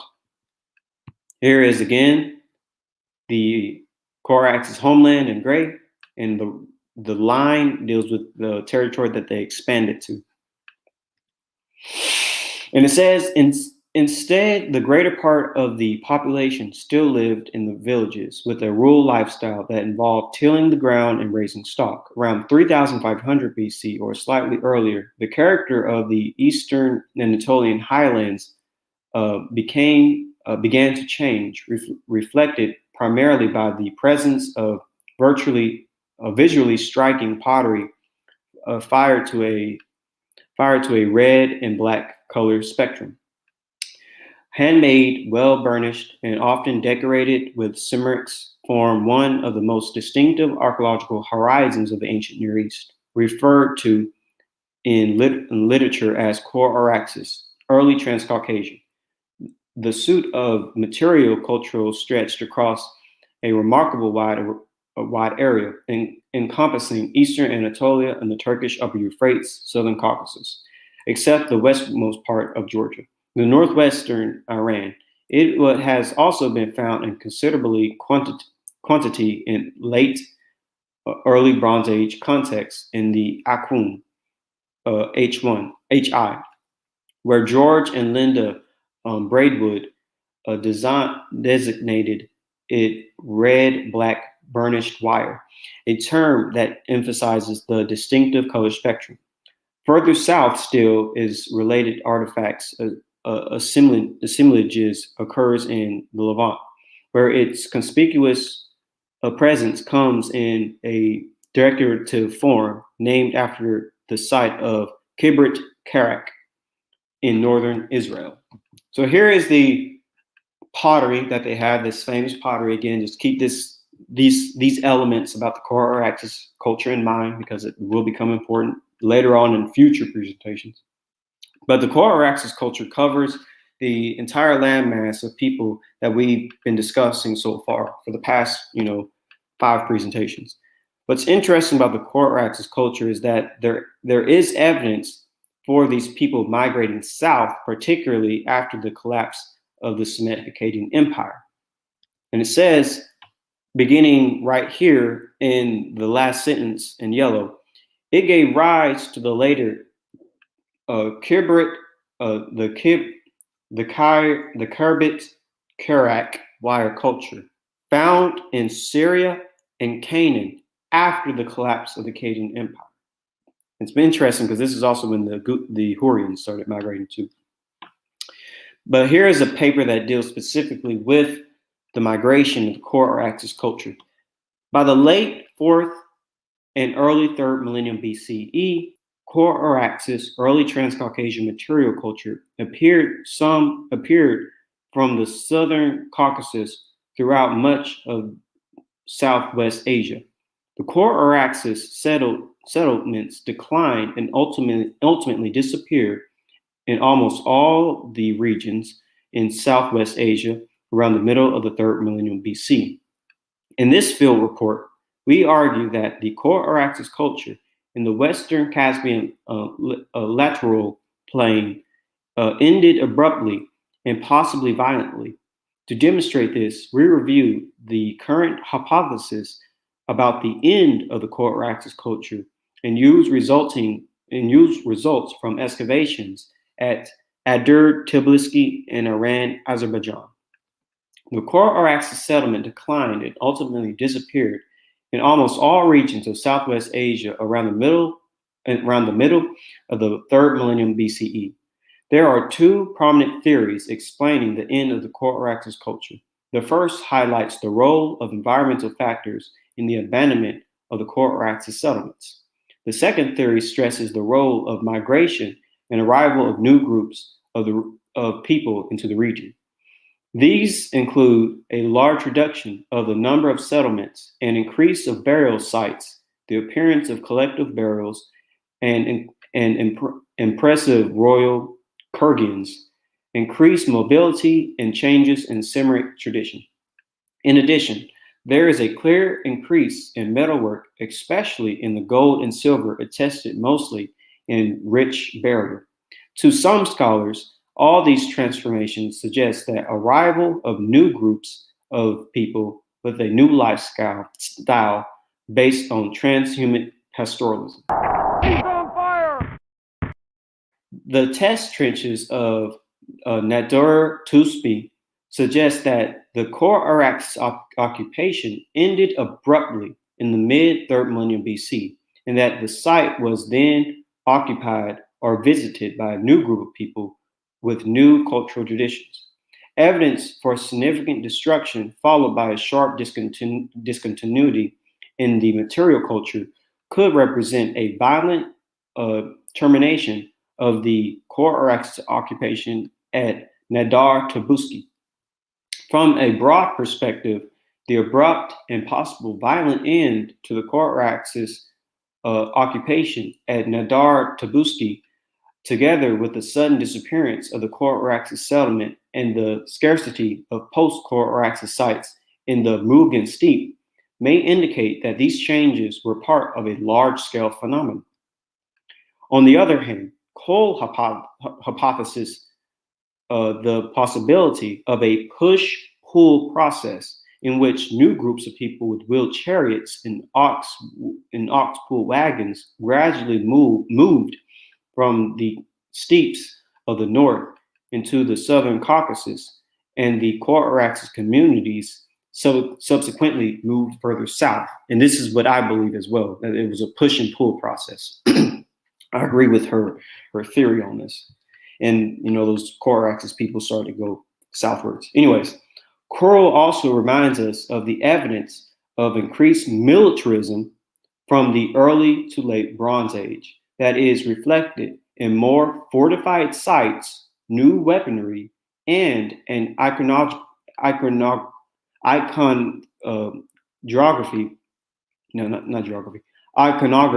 of war as seen on the Cushman Cup. Koal argues that while the number of core Araxes settlements decreased in the Southern Caucasus, archaeological records indicate that the core Araxes culture spread to Western Iran in the Zagros region and to the Levant. He's on fire! In Kohlholz's view, as new groups of people moved in, the core Araxes communities abandoned the Southern Caucasus and moved further south, where some of them already resided. So basically, you had groups of people pushing these core Araxes folks further to the south, and this is why they started migrating. So we are seeing through culture that there is evidence of a migration of people from the north to the south. Anyways, others associate the cultures of post-core Araxes period, especially in Tubusti culture, with the movement of people from the Near East, possibly the expansion of Hurrian tribes. So Hurrians are also part of this as well. The core Araxes culture may have disappeared in various ways. The transition to the post-core Araxes time may not be explained in a single model. Different core Araxes settlements may have ended differently. At Quinin Shahar, the core Araxes culture ended around the middle of the third millennium BC. The evidence of Konoli Shahar may point to a nonviolent end or a planned abandonment of the site. So basically, there's also other ways that the core Araxes culture migrated and ended, because some of them could have also just completely up and left their locations with no violence. So at the excavation at Nahar Tepuski, the other sites show a dense show the demise of the core Araxes culture remains in Quatamec. While different core Araxes settlements may have ended in different ways, it is remarkable that the culture seems to have disappeared at about the same time over a very extensive area. Although the ends of the core Araxes settlement do not fit with the uniform pattern, they apparently were part of a large-scale phenomenon. So something very massive happened back then, happened everywhere. So here is the core Araxes culture. I'm going to basically show you them moving further south. So this is them going further south. See them going to Iran, and then them going into the Levant. And then here's them going further south, deep in Iran, deep in Anatolia, and deep in the Levant. So let me show you that fast, a little bit quicker. So boom, boom, boom, like that. So warfare and climate could have caused the people of the core Araxes culture to migrate. Whatever the case, these people made it as far south as the Levant. In the Levant, they formed the Kibrit Kairak wire culture. This occurred after the collapse of the Akkadian Empire. Remember, it gave rise to the later Kairak wire culture found in Syria and Canaan after the fall of the Akkadian Empire. This is also around the same time the Hurrians saw an opportunity to migrate, and so on and so forth. So let's deal with this culture. The Kirbit Kairak wire is a type of early Bronze Age Syro-Palestinian pottery first discovered at this site. Kibrit Kairak culture appears to have been a Levantine version of the early Transcaucasian culture, also known as Kura Araxes. This is showing influence from the world of Eastern Anatolia and the Upper Euphrates region. As a result, the introduction of the Kibrit Kairak wire in the Levant, 2800 BC, is probable. It is further suggested that this provides evidence of kin-based group migration. So here's a paper dealing with the Kibrit Kairak wire culture. This is a paper from Tel Aviv University. And it says, our analysis reveals a previous unreported component of food preparation and consumption practices in the South Levantine branch of the Coraxis dispersal diaspora that offers a striking contrast to local South Levantine behaviors and traditions. So basically, these Coraxis people were different from the locals, culturally and traditionally. Further, it reads, the Akum Plains appears to have been a gateway for the Levant, for Coraxis people, and for Coraxis cultural disposition. So here is the here are in stars are the burial sites, and in circles is where we find the cultural elements, as well as mixed elements when it comes to triangles. And you see a pretty heavy in the Levant. It's kind of interesting. Here's another paper that deals with the Kibrit Karak wire in the southern Levant, a case of ethnic identity. And it reads, in particular, strong parallels have been noted between Kibrit Karak wire and the Coraxis cultural complex of Anatolia and the Transcaucasus. And here are the specific sites where we find the Kibrit Karak wire culture. Here are the sites scattered all over the modern day Israel. Here is this is another paper dealing with it. And here's just another image of the sites all over, interestingly enough, all over known locations of the Canaanites. Anyways, here's another map leading all the way up to Georgia in the Caucasus. Anyways, now what's fascinating about this migration of people from the Coraxis culture to the Levant is when we look at genetics of Coraxis graves. Coraxis culture carry Y DNA haplogroup J and Caucasian/Anatolian Iranian DNA. The same genetic component that caused the collapse of the Akkadian Empire around the time the Coraxis expansion. Furthermore, this is when the Iranian DNA and haplogroup J was introduced into the Levant. So remember from this paper, the most Y-DNA haplogroup of the Coraxis people or the Caucasus is the J1, J2 markers. And the Coraxis people have Caucasus hunter-gatherer DNA, Anatolian Chalcolithic, and Iranian Chalcolithic. Furthermore, we know that South Caucasians would have belonged to haplogroup J1 and J2, later associated with the Coraxis culture. And that the Caucasian admixture was further impregnated by Near Eastern Chalcolithic farmers, and with the advancement of Coraxis culture from the Southern Caucasus from the South Caucasus across the Near East. So going back to this paper, it says, we sought to estimate the time when the Iranian ancestry penetrated the Levant.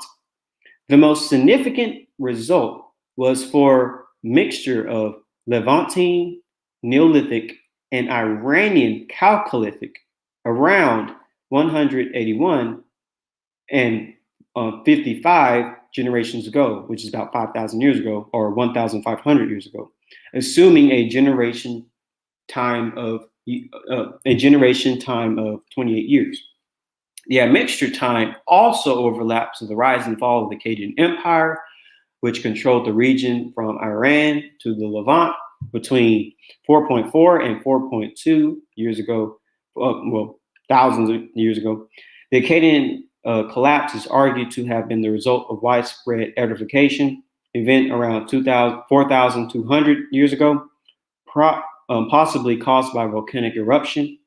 Archaeological evidence in the period documents large-scale influxes of refugees from northern Mesopotamia towards the south, where cities and villages became overpopulated.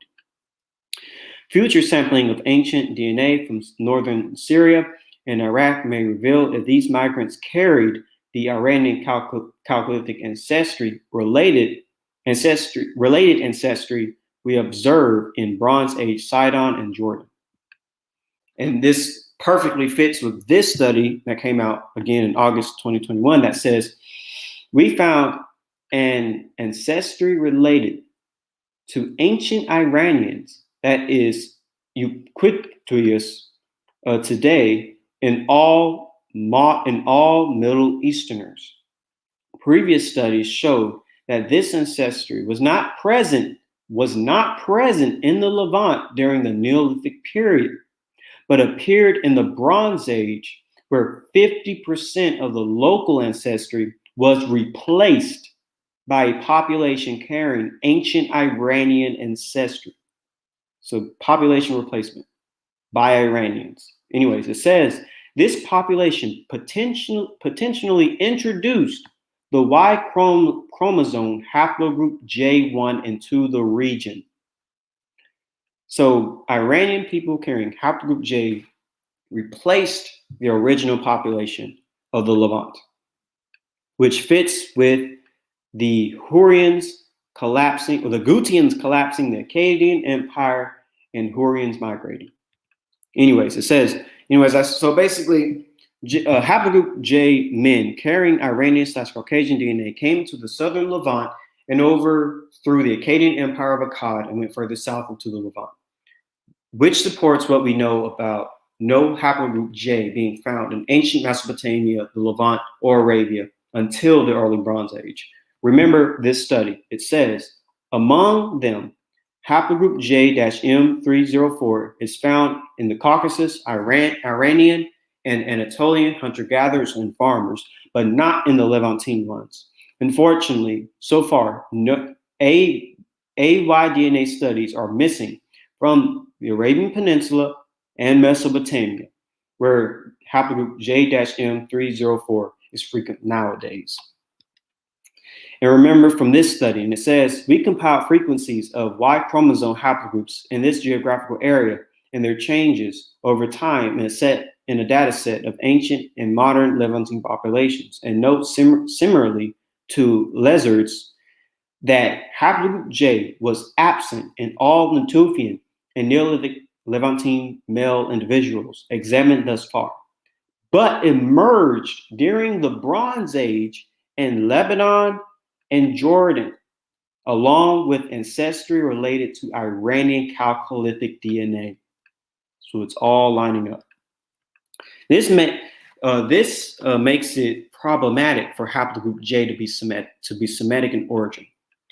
When haplogroup J was entering the Levant, the Proto-Semitic language was already being spoken. So how can J be Semitic?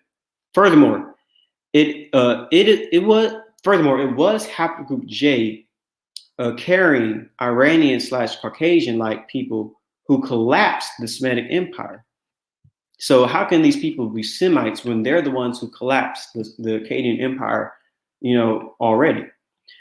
This goes to show that Proto-Semites and ancient Semites, like the Akkadians, would not have carried haplogroup J or Caucasian Iranian DNA.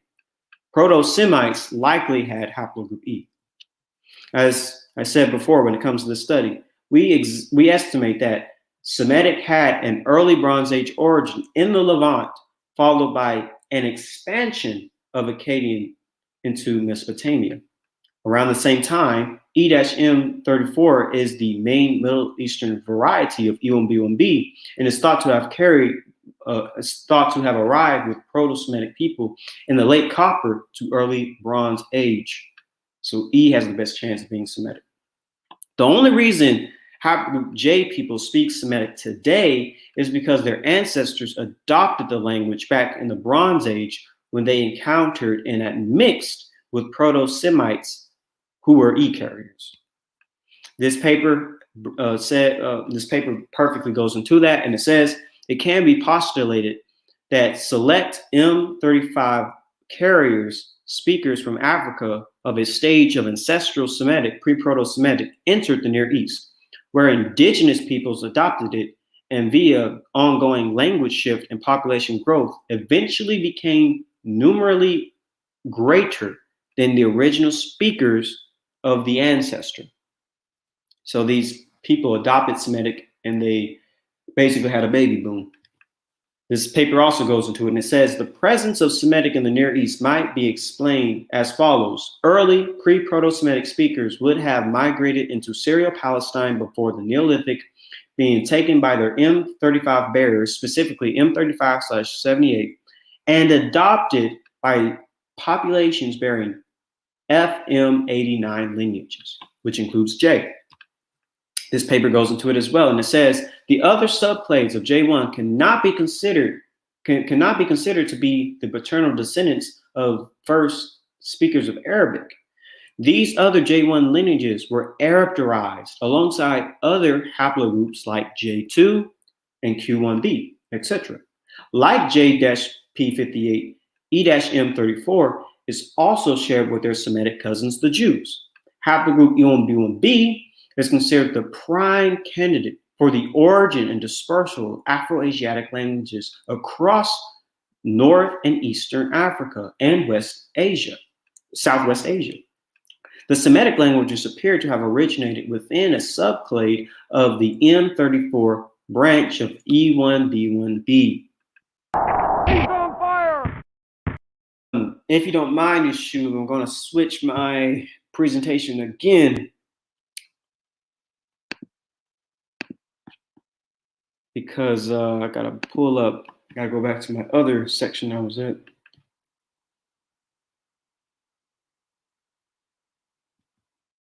Let me All work! right, so Let me work! Please, let me work!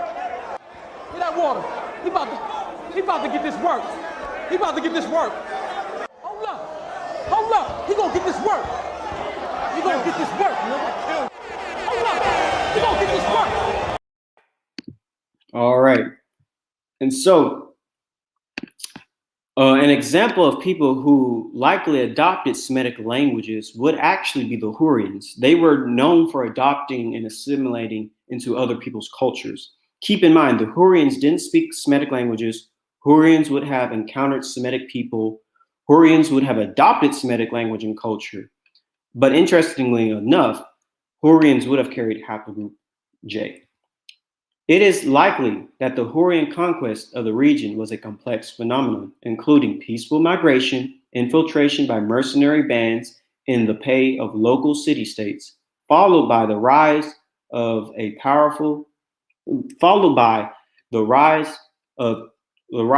to power of mercenary warlords, culminating in the eventual full-scale migration of Hurrian herding tribes out of the mountains into the fertile river valleys. Furthermore, the Hurrians often seem to have adopted the culture of the city-states they conquered, making them less visible than ever in recorded history. For example, we have no evidence of a distinctive Hurrian military system. It seems that if there ever was a people who was both everywhere and nowhere, it was the Hurrians. So now going back to my other presentation. So the Hurrians are like an example of people who could adopt a Semitic culture. All right. So get rid of that. Go back. All right. So now, what language would J-men originally have spoken? Likely the language of their Core-Araxes forefathers, which would be Proto-Caucasian language. Specifically, the language would have been close to a Proto-Hurro-Uratrian language. This is Hurro-Urartu region. It is often assumed that the Hurro-Uratrian language, or a pre-split Proto-Hurro-Uratrian language, was originally spoken in the Core-Araxes culture. The Hurro-Uratrian linguistic family consists of two closely related languages: Hurrian with several dialects, and Uratrian. Skipping down below to the yellow underline, it says, for the pre-literate period, it is natural to associate the Hurro-Uratrian people with the Core-Araxes culture, Trans-Caucasian archaeological culture. And from this book, it says, in the period immediately prior to the emergence of the Hurrians, the northern area of their distinction was occupied by the core Araxes culture. And I'm skipping to the last sentence, and it says, it is often presumed that the core Araxes culture is an archaeological reflection of the Hurrians. And reading the last sentence, it says, this nomenclature is logical given the wide agreement that Hurrian and Eritrean were linguistically related, though through common Proto-Eritrean ancestry with possible Eastern Caucasian affinities. So the Hurrians of course, are a non-Semitic people, by the way. Keep this in mind. The Hurrian language was neither Semitic nor Indo-European. Among the invaders of Syria during the second millennium BC were the Hurrians, a non-Semitic people, which, as time went by, created one of the most powerful states in the Near East, namely the Mitanni Empire.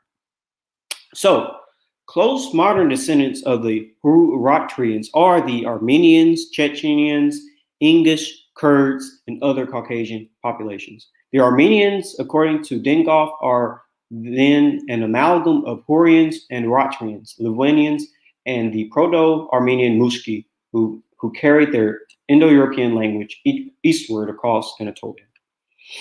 Reading only what's in yellow, that Eritrean has, as a whole, shared a yet earlier common ancestor with some of the numerous comparatively obscure languages of the Caucasus is not improbable. Dinkoff and Surström, in the most thorough attempt at finding a linkage yet published, have argued that Eritrean is a branch of the Eastern Caucasian family. This would make it a distinct relative of such modern languages as Chechenian, Avar, Lak, and Ubed. Genetically speaking, all these people have haplogroup J at high proportions and are unironically closest ethnically to each other. Again, haplogroup J2A4B *M67 comprised 51 through 79% of the Y chromosomes in the English and 3 Chechenian populations, Northeast Caucasus, NAC linguistic group. Finally, haplogroup J1-M267 comprised 44 through 99% of the Avars, Dargins, the Karaiks, the Kubachi, and the Zubans, Southeast Caucasus, Dagestan linguistic group. Here are all these groups that I just mentioned, having the highest amounts of J1, and here are the groups I mentioned, having the highest amounts of J2.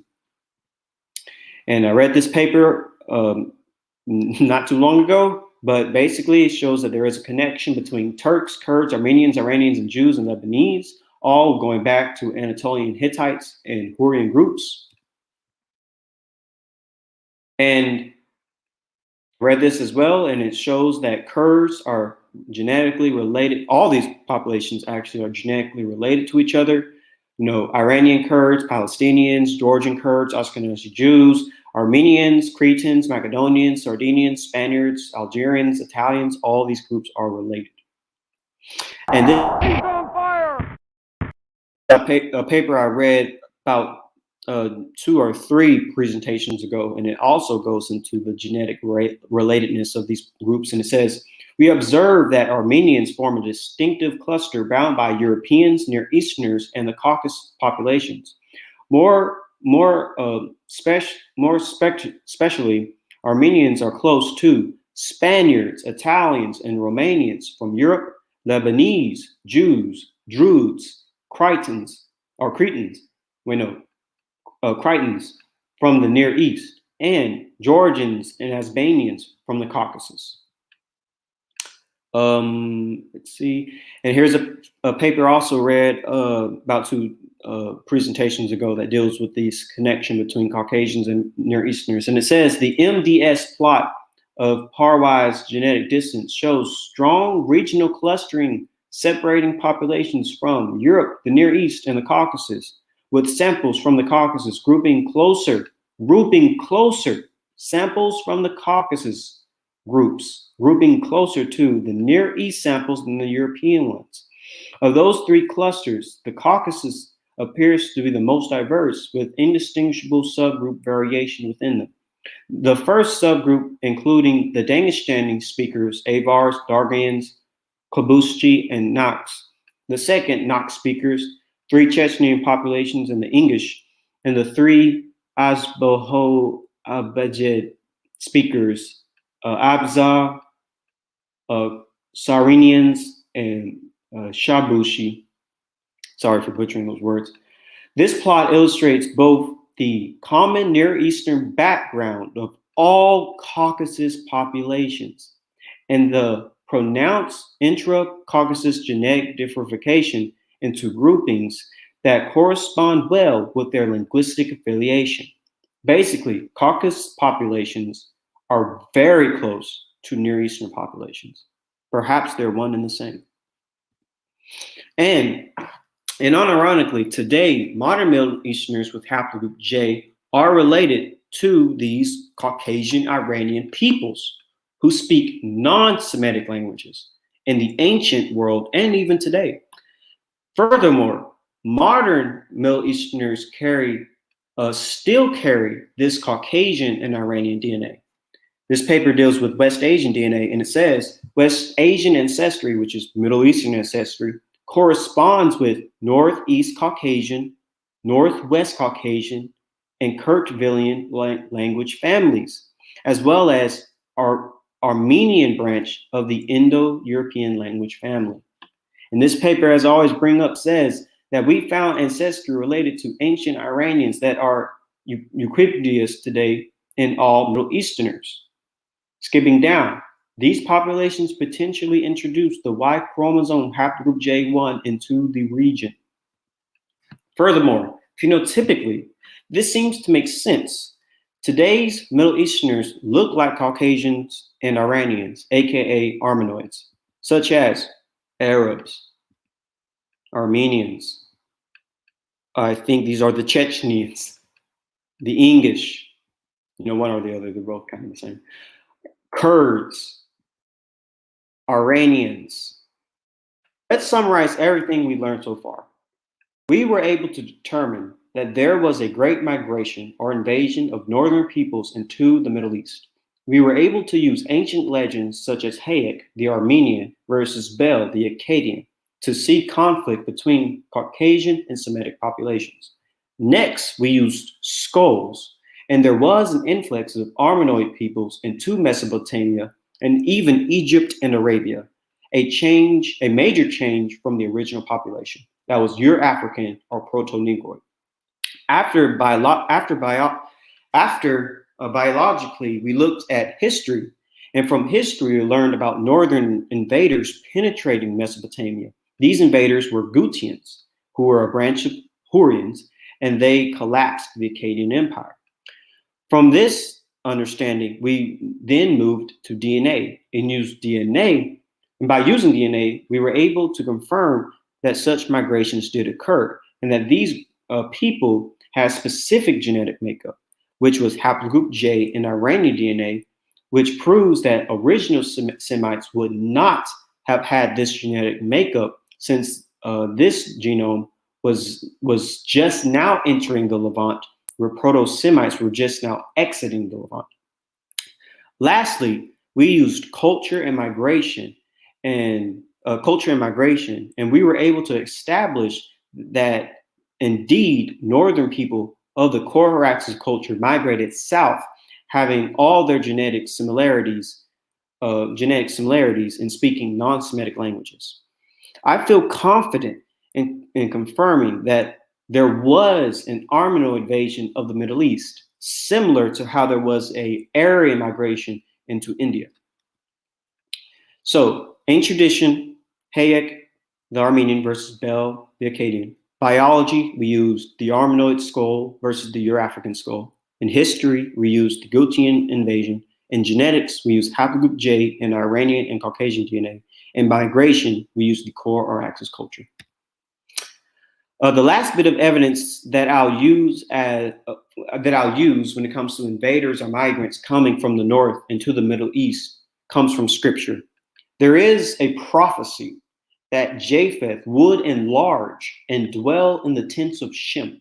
I believe haplogroup J is from Japheth's son to Gorma.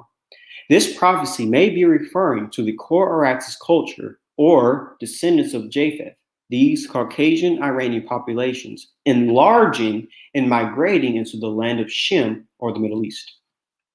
From Aramaic, the root, this Hebrew word, means to extend. In this case, the name would mean may he extend in Rashi. So if you, no matter what Bible translation you read, in Genesis chapter 9, verse 21, it always says, may God extend Japheth's territory. May God expand the territory of Japheth. May God enlarge Japheth. May God expand the territory of Japheth. May God shall enlarge Japheth. May God enlarge Japheth. May God enlarge Japheth. May God enlarge Japheth. May God enlarge Japheth. May God enlarge the land of Japheth. And also, it tends to read, may Japheth live in the tents of Shem. May Japheth share the prosperity of Shem. And let him dwell in the tents of Shem. May he dwell in the tents of Shem. And may he dwell in the tents of Shem. Basically, Japheth is going to enlarge and dwell within the land, the tents of Shem. Now, there's another way you can look at this as well. Another translation of this verse is that Japheth will be deceived. You can use the patha as meaning, the first meaning is to be spacious, to be wide, to be open. But the second meaning is to be simple, entice, deceive, persuade. So another way you can look at this verse is this: Japheth shall enlarge and dwell in the tents of Shem. Perhaps this refers to Japhites migrating into the land of Shem. By dwelling in the tents of Shem, they will learn from Shem. Perhaps they will even adopt the tongue and the culture of Shem, which would be the Semitic language and culture. However, Japheth would be deceived. Could this deception be that Japheth would believe that he is Shem? That Japhites are Semitic, even though they aren't. Just a thought. With that being said, we made it to the end of the video. Here is the Q&A section. Y'all can ask whatever questions you want pertaining to this presentation or previous presentations. Like I said, this could be the last video that I'll do on the channel in a while. But if I don't, then I will possibly have a video out in the next 2 weeks to fully end myself. But we made it to the end of the Q&A. All right, I put the link in the chat. If anybody has any questions, you can actually get on the show and interact with the brother Ivry. So any questions, time to pose them. Let me stroll up. I think I did see one during the presentation. Let's see. See if I can find it.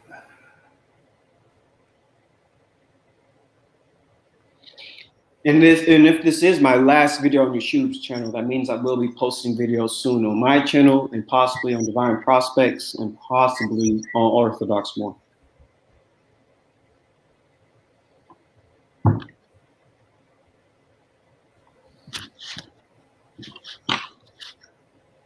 So while we wait for questions, you can probably give your insight on the presentation, interesting tidbits or whatever. While we wait, I guess. I found it. It's just this one here. Okay. So the Semites were absorbed or just pushed out by the descendants of Japheth. I believe it was a little bit of both.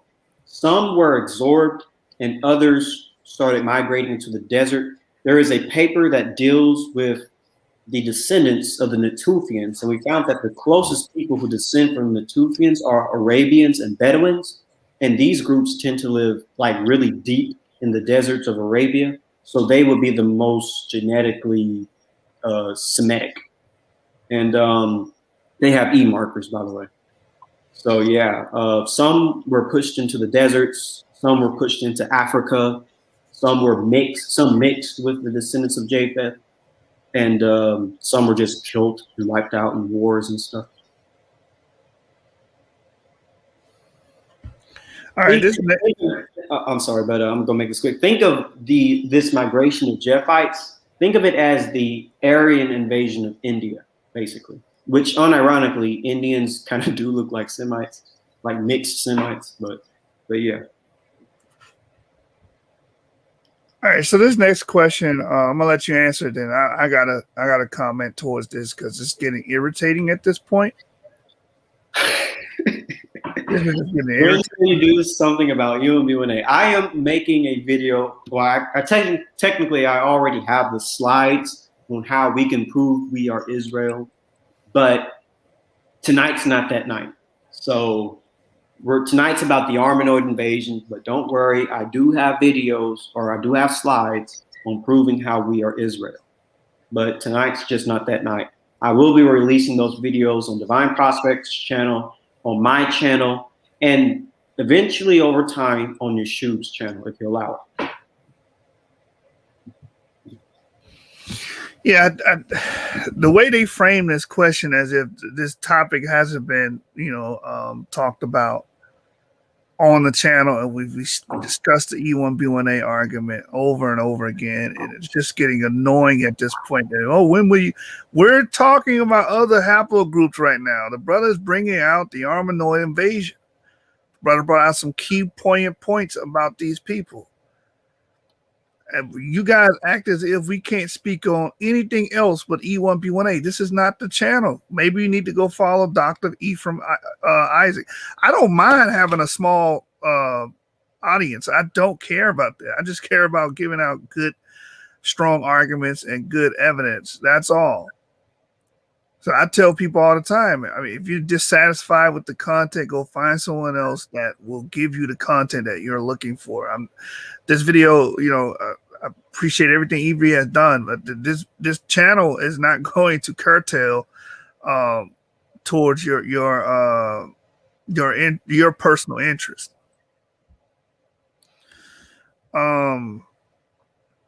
But yeah, while we wait for more questions to come in, great presentation, by the way, powerful arguments. You pretty much, again, another presentation based upon interdisciplinary studies.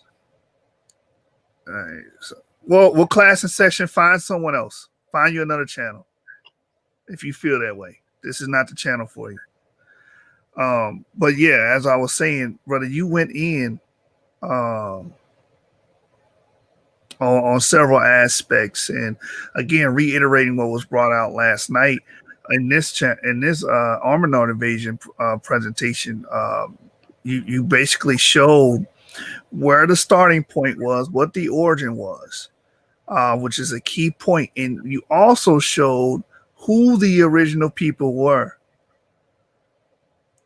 You understand? You showed the Mari inscription, the Mari descriptions. Right there. You showed the territory of the Mari people and what these people would have looked like during the Bronze Age. And I think that's huge because you're showing and painting the narrative that there it is right there, Mari and Ebla, which we know these two. I believe Mari is a Shemitic tongue too, right? Yes, the ancient Semitic city was Mari. Mari was an ancient Semitic city. Right, and we know Eblite is a Semitic tongue as well, Semitic culture. Eastern Semitic, yeah. Many of the biblical traditions, right, the customs that we have are actually found in Ebla and Mari. Mm-hmm. So we do know the customs and cultures precede the main patriarch Abraham, and we know where he got it from. He would have got it from Mari. He would have got it from the Evilite civilization, showing you a continuity of Proto-Afro-Asiatic, and Semitic culture being passed down to him. Abraham was not given culture from the Armenoid people or the how you say the Urartu, or the Urartu. Hurrians. Yeah, he wasn't practicing their code. He was practicing Semitic culture that we would have expect to see in that part of the world. It's Ebla and Mari. And we have found an E sample in Ebla, by the way. I mentioned that in my very first video on this channel, an Ebelite sample. An Ebelite sample with E. Might be able to pull up right now. Well, actually, I'll just wait. But you can see it right here, basically. It's basically right here. It's basically this one. Right. And we look at the distance where you see Georgia, and then where the Middle East is. Like, man, that's a great distance. And we're talking about as the population and who was there and who represented these people before, as you brought out in your last presentation, the Semitic states became weakened, and the Hurrians and the people with the J marker began to invade these areas and start to intermingle and marry, which you touched on with the Arabs tonight, which I thought was a very powerful key point as well, with population replacement being a factor. Yeah, so you got right here. Is this what that says? The guy whom I shall not name tried to use, this against you about the Natufians not having sub-Saharan DNA, but there's so much to understand about what was going on back then. And adding to your point on admixture, here's a quote. Yes, yeah, it says the interbreeding of the incoming Neolithic people with the in situ foragers diluted the sub-Saharan traces that may have come with the Neolithic spread, so that no discoverable element of that remained. This mixture between the incoming farmers and the in situ foragers had originally been supported by the archaeological record alone. But even me and Ngozi spoke about this, and Ngozi even said they had, I think, 7% in the updated papers of sub-Saharan African DNA. But I personally don't use sub-Saharan African DNA as a crux to my argument, because I don't argue that we started in sub-Saharan Africa. But yeah, this is still a powerful and poignant point for anyone that, like you said during the presentation, is trying to make that as a got you moment. You bringing out the cranial information was pertinent, because people have a certain ideology about phenotype, and when you actually look at the phenotype, which I think this is what you got on the screen here, in blue, it says to indicate that there was a genetic discontinuity between late Pleistocene and Holocene North Africa, a strong case for population replacement or marked admixture has been developed using a population replacement finding. It is further suggested that the external migrants who came from the north were ancestral Afro-Asiatic speakers. And that right there is key to understand about population replacement. We talked about this on the channel before. This is what we actually did when we penetrated Africa. We replaced the autochthonous haplogroups A and B, and we began to proliferate sub-Saharan Africa and take on their women and so on and so forth, and the rest is history. Same thing was going on in the Middle East, where you would have our ancestors, the Natufians, our relatives, that preceded us during the Natufian period, represent most of this area, and then you have these J markers coming in. And I'm glad you covered the Gutians tonight, because if you're rolling with this J marker and saying Abraham represent that, are you saying Abraham comes from the Gutians? Like, that doesn't make any sense. Like, when all of his culture is going back to the Proto-Afro-Asiatic. That's right, the Gutians, man. So I mean, excellent presentation, and showing again that the J marker is not autochthonous to these localities, but rather Johnny Come Latelys, and they've been absorbing the culture and absorbing the people groups. And this is what you brought out that was so pertinent last presentation about they're everywhere at the same time, but not detectable. you know, because they absorbed the surrounding Afro-Asiatic cultures and peoples.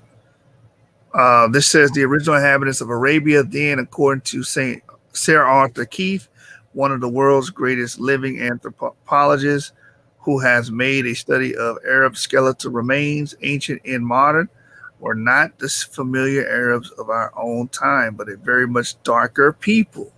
A proto-Negroid belt of mankind stretched across the ancient world from Africa to Malaya, um, giving it giving rise to the Hamitic peoples of Africa, to the Dravidian peoples of India, and to intermediate dark people inhabiting the Arabian Peninsula. In the course of time, two big migrations of fair-skinned peoples came from north. One of them, the Mongoloids, to break through and transform the dark belt of man beyond India. The other, the Caucasoids, to drive the wedge between India and Africa. Caucasoid wave took place in prehistoric, probably late Pleistocene times, when Arabia was a well-watered and inviting land. The more viral invaders overcame the dark-skinned peoples, absorbing most of them, driving others southwards, where my own exploration is believed to have discovered vestiges of them in a natural sanctuary beyond the great sandy ocean of Rub's Al-Khali. If I had to guess what he's talking about, he's probably talking about the Jarawas and the Andamanese Islanders, because there's still a remnant of these haplogroup D markers in India to this day, living in India, that are related to the Jarawa and Andamanese Islanders. And also the key point, him bringing in that there was an invasion of people that brought in these racial elements from outside of India. It's also consistent with the Indian mythology, because they believed that there was a war between quote unquote black and white people in times past. What do we have here? It says there's a considerable mass of evidence to show that there was a very close resemblance between the Proto-Egyptians and the Arabs before either became intermingled with Armenoid racial elements. People wonder why Egyptians look like they look today and Arabs look like they look today, and they both look kind of similar. That's because they both Armenoids. Yep. The product of the Armenoids. You know, I said this whole PowerPoint is very pertinent, and we have to have these discussions. We have to have these dialogues and bring this information to the forefront, because a lot of people are surface level researchers. And like I said last night, like, this is really the end of Scooby-Doo right here, where we, uncover the mask. We take the mask off of the villain and we find out who they really are. And you see an Armenoid, you see a Hurrian underneath the mask. You start to see who these people are. We unmask these people. Okay. Eva did a great job at showing you where these people come from, what language did these people speak, what cultures were they involved in, what's their oral testimony. The oral testimony is saying that they're Japhetic. You even read an article. I wonder if you can get that on the stream, about the Japhites were responsible for the Indo-European. Is that it right here? Yeah, yes, I think so. I think it said Japhetic Indo-European or something like that. Oh, that one. Yeah. It's right here. Yeah, it says regarding the people who appeared in the South at the beginning of the Uruk period, we may make two assertions. They spoke in all probability a Caucasian, a Japhite language. So this paper is saying that Caucasian is a Japhite language. Mm-hmm. And they were brachycephalic, or perhaps mesiocephalic.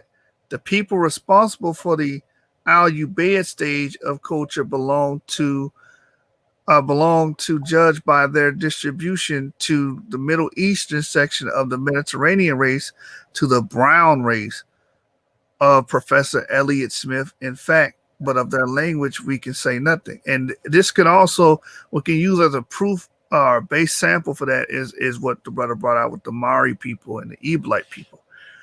It says brown Euro-African variety of the the dolichocephalic population at Kish, the other variety, the brown Mediterranean type, which is related with the West, can hardly have been anything but Semitic, for it is certain that we have the account for Mediterranean Semites from Arabia at an early date in Mesopotamia, and that's huge too. The author Frank M. Snowden points this very fact out as well.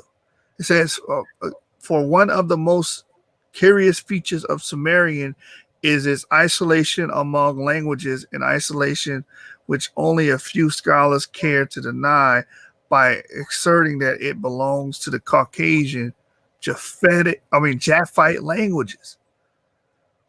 So if Caucasian is Japhite, Indo-European is Japhite, Urartu is Japhite, the brother brought out the English and the Chechens being Japhite, and they connected themselves to Japhet through their forefathers.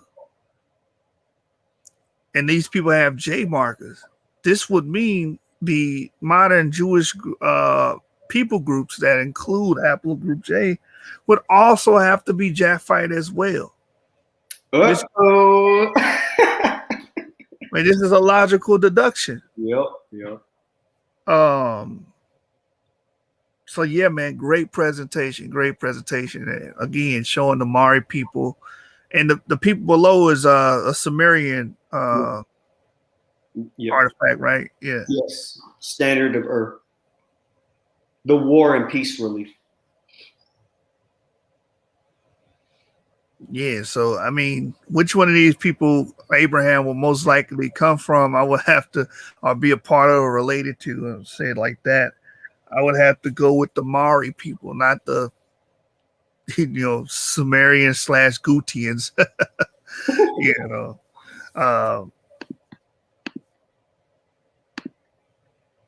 Yeah, here you go right here. Mesopotamian Palace of Mari, part of the sacrificial scene, restored by Paul Francois, architect to the expedition of M. Andre Parrott, from thousands of tiny fragments, wall painting, early 2nd millennium BC. And that's crazy. And you know what? People will see stuff like this and see them being, colored in and pigmented, and still deny that these people are black or brown. Like, I don't get it, man. It's just crazy.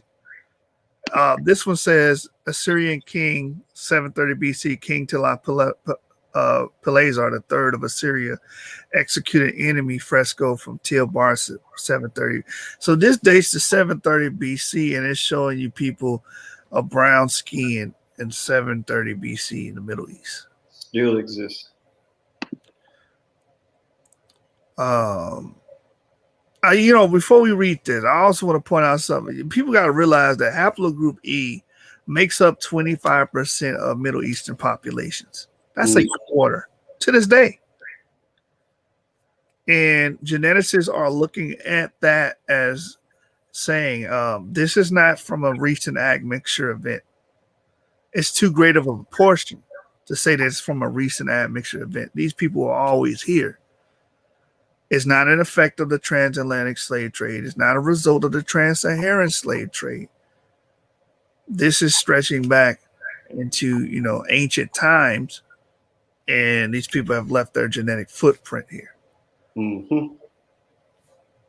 Okay, so on the screen is the Anthropology of Iran. It says in a private communication, he writes that the sequence is correct for Mesopotamia, as for example at Kish, where the Mediterranean pro-Semite is under the Sumerian Alpine.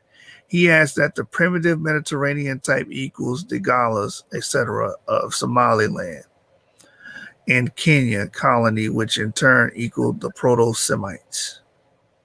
Proto-Semites look like Galas and Kenyans.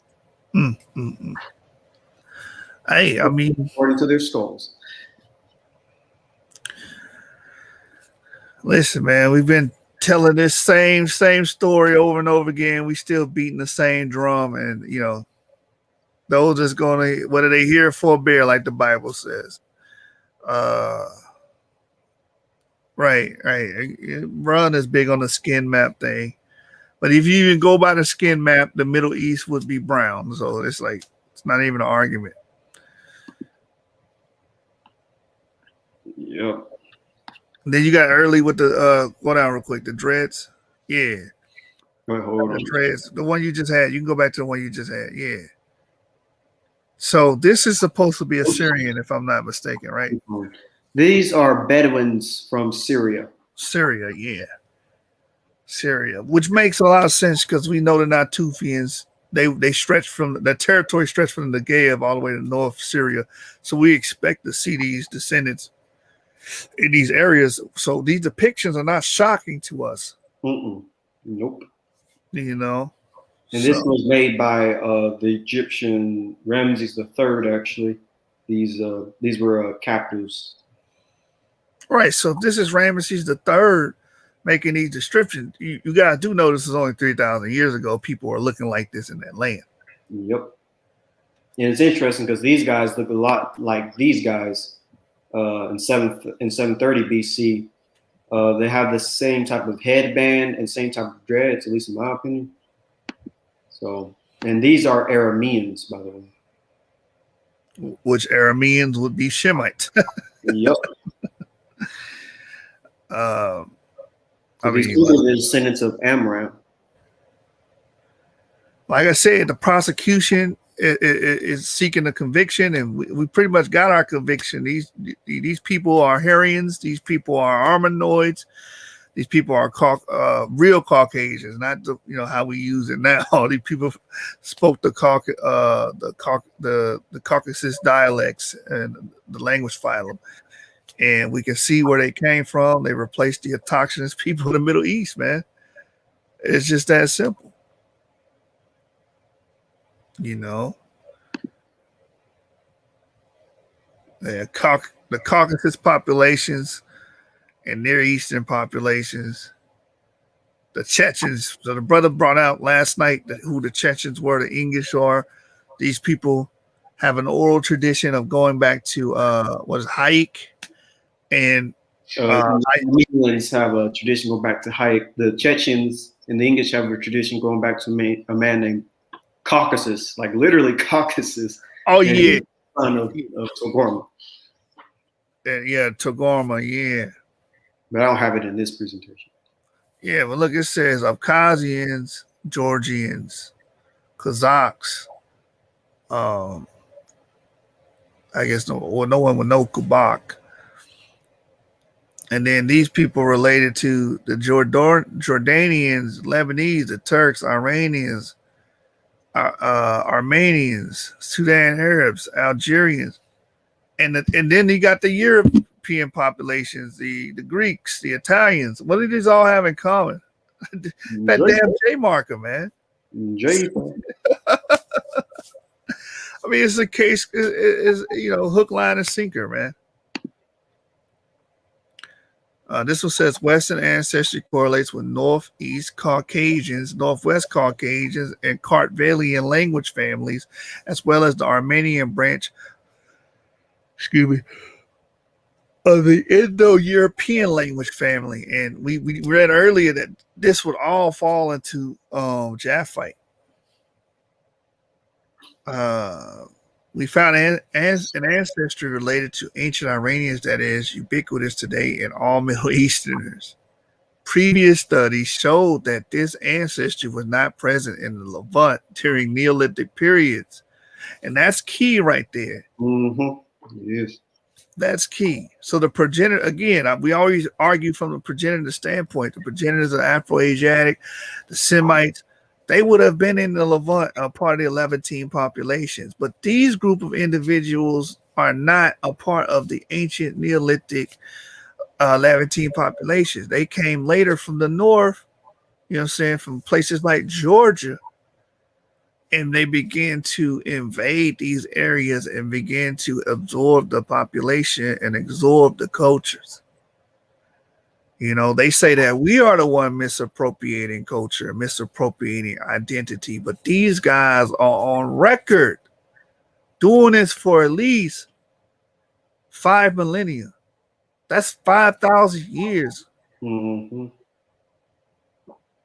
And here's the proof. It says right here, previous studies showed that ancestry was not present in the Levant during the Neolithic period, but appeared in the Bronze Age, where less than 50% of the local ancestry was replaced by a population carrying ancient Iran-related ancestry. This population potentially introduced Y chromosome haplogroup J1 into the region. This is what we've been telling you guys. Right here says we next sought estimate the time when the Iranian ancestry penetrated the Levant. The most significant result was for a mixture of the Levant and Iranian Chalcolithic around 181 plus or minus 54 generations ago, or 5,000 plus or minus 1,500 years ago, assuming a generation time of 28 years. The admixture time also overlaps the rise and fall of the Akkadian Empire, which controlled the region from the Iran to the Levant between 4.4 and 4.2 thousand years ago. 4.4, 4.2 thousand years ago. The Natufian period is about 10,000 years ago. So again, our markers, our ancestral markers, our macro haplogroup was represented in the Levant prior to these people coming in and admixing about 4,000, 5,000 years ago. So, I mean, it's just that simple. It says the Akkadian collapse is argued to have been the result of widespread aridification event around 4,200 years ago, possibly caused by volcanic eruption. Archaeological evidence in this period documents large-scale influxes of refugees from northern Mesopotamia towards the south, where cities and villages became overpopulated. Future sampling of ancient DNA from northern Syria and Iraq may reveal if these migrants carried the Iran CHL-related ancestry we observe in Bronze Age Zidane in Jordan. Yep.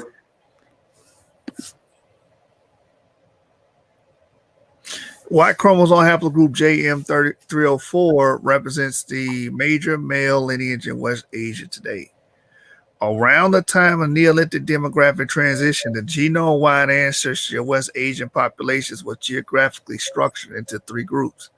Among them, haplogroup JM304 is found in the Caucasus, Iranian, and Anatolian hunter-gatherers and farmers, but not in Levantine ones. Unfortunately, so far, ancient DNA studies are missing from the Arabian Peninsula in Mesopotamia, where haplogroup JM304 is frequent nowadays. I mean, in the discussion, like case closed, we got our perk. It says we compile frequencies of Y chromosome haplogroups in this geographical area and their changes over time in a data set of ancient and modern Levantine populations. It notes similarly to Lazarus et al., the haplogroup J was absent in all Natufian and Neolithic Levant male individuals examined thus far, but emerged during the Bronze Age in Lebanon and Jordan, along with ancestry related to the Iron CHL. And this is why the brother is naming this Armenoid invasion. He's tying all this together to show you these people don't belong in the Levant. They came in and brought in their phenotypes. Right there. They brought in, they didn't bring in their culture, they absorbed the culture. You understand? So, like the brother brought out last night, the look and phenotype that you associate being Jewish or Middle Eastern is actually a Iranian Chalcolithic look. It's a Hurrian look. It's a Gutian look. It's not an Afro-Asiatic look. Like the man on the right on the screen right there. If he had two curls on the side of his head, you guys would swear that he was a Hasidic Jew. Because this is what you associate the Jewish phenotype or the Jewish look to be.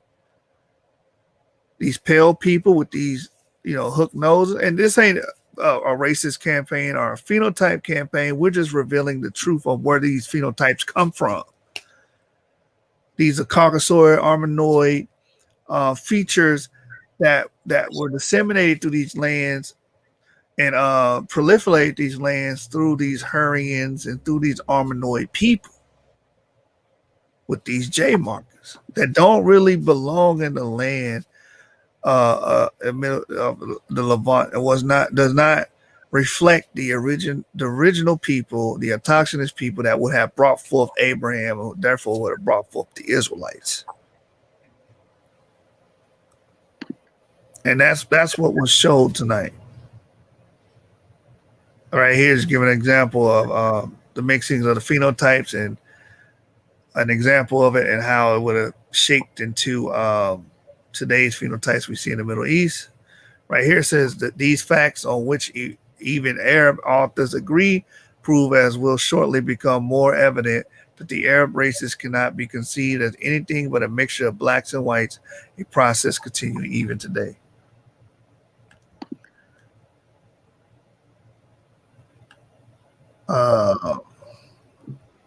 Yeah, case is over with. Case is over with. Let's see if there's anything else real quick before I read this. Is there another question?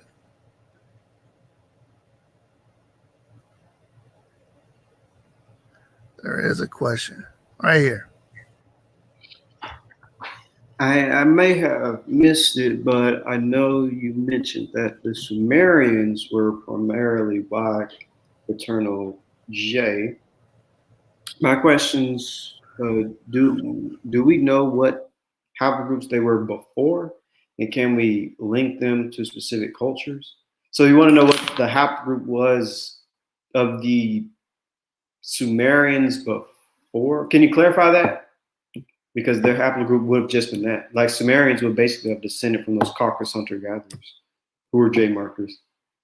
Because Sumerians, in all honesty, speak a Caucasian language. Isolate. Language isolate.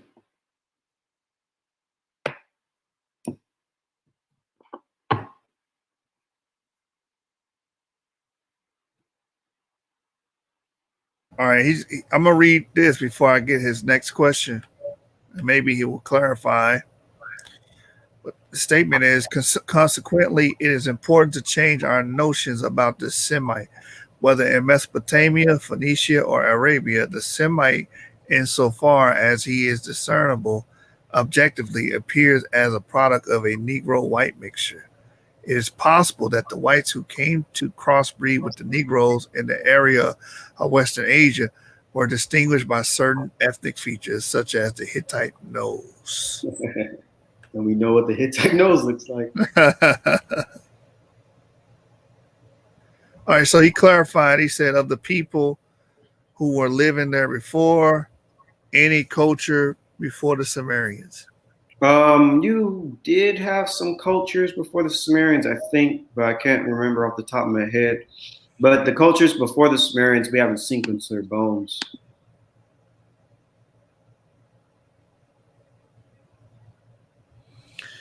Okay, he says here, what do you say about that paper who stated there was no population replacement in Egypt? The Abu paper. So I guess Abu is spreading some disinformation. Yeah, that doesn't make sense. Egypt is a really mixed area when you really think about it ultimately. You had Natufians in Egypt, you had Proto-Nilotics in Egypt. Of course, you had other Mediterranean and African and Asiatic groups going in and out of Egypt from, I don't know what. Can you link the paper in the chat and I will take a look at it. I can actually give my views on it even right now. Because I likely read it. I read a lot of these genetic papers, so if you can send the link in the chat, I will definitely skim through it right now, or I may have already read it and I can give you my answer. So please find that paper and put it in the chat. I would like to. Hey, this statement is crazy as hell to me because it's just like, it's not him. I guess Abu is spreading disinformation, but it's like Egypt is going through a period of invasion, known periods of invasion of people getting replaced. I mean, one of the most famous is the Hisco period. Yeah. Even before that, when you have the Namert Stele, those are two different ethnic groups fighting each other. The Namert Stele. And that's That's the first dynasty. Exactly. So I don't know why.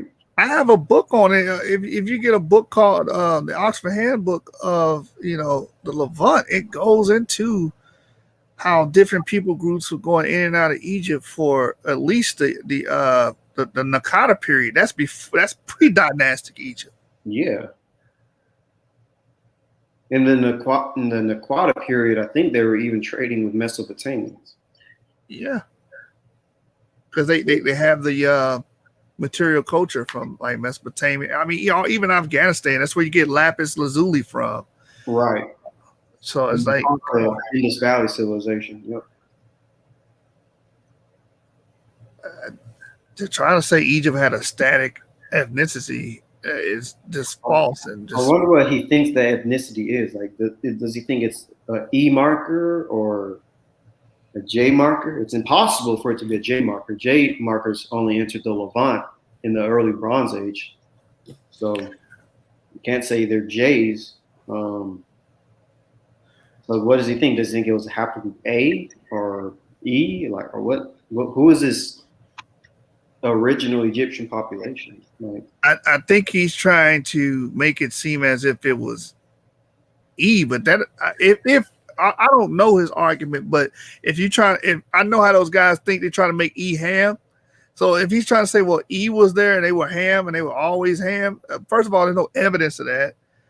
Like I told Ngozi, there's no evidence that E was in these areas for these long period of times. They only represented these areas. Like there's no real evidence of that. Secondly, we know the DNA of the pharaohs is haplogroup R. We know the DNA of the priests is haplogroup, I think K2 or T or something like that. So I don't know where he's going with that. Maybe Abu himself needs to, represent whatever argument he was making there. Yeah, find the ABC, find the paper, and can you clarify what was said so I could address it a little bit better? Or, I guess you clarified it enough, but you tell me, oh my goodness, is that really his evidence? Ancient Egyptian mummy genomes reveal an increase of sub-Saharan African ancestry in the post-Roman periods. I've read that paper, and people are interpreting that paper wrong. Completely wrong, yeah. I guess I could pull it up. I'm going to exit out of this, and I'm going to pull it up. Yeah, that paper does not mean the people in Egypt today were there until perpetuity. It does not say that in the paper at all. Nope.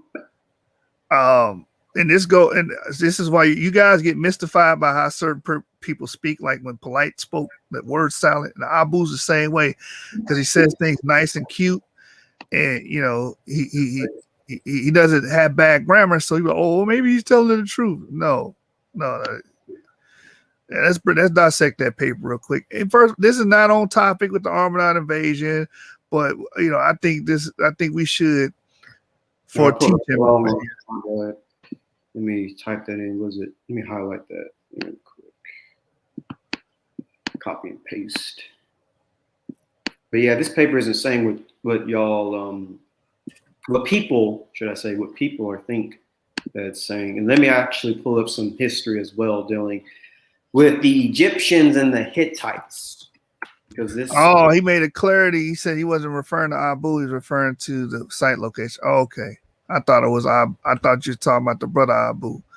I know what you're talking about now. Clyde Winter covers that and gives the DNA samples. If you go off the DNA samples of the Abu Mansur, I think it is, majority of that's like FMA9 lineages.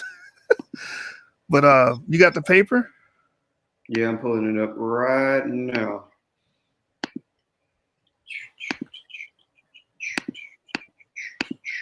Here we go. All right. Ancient Egyptian mummy genomes suggest an increase of sub-Saharan African ancestry in post-Roman period. So let's just get to the main point. Zoom in.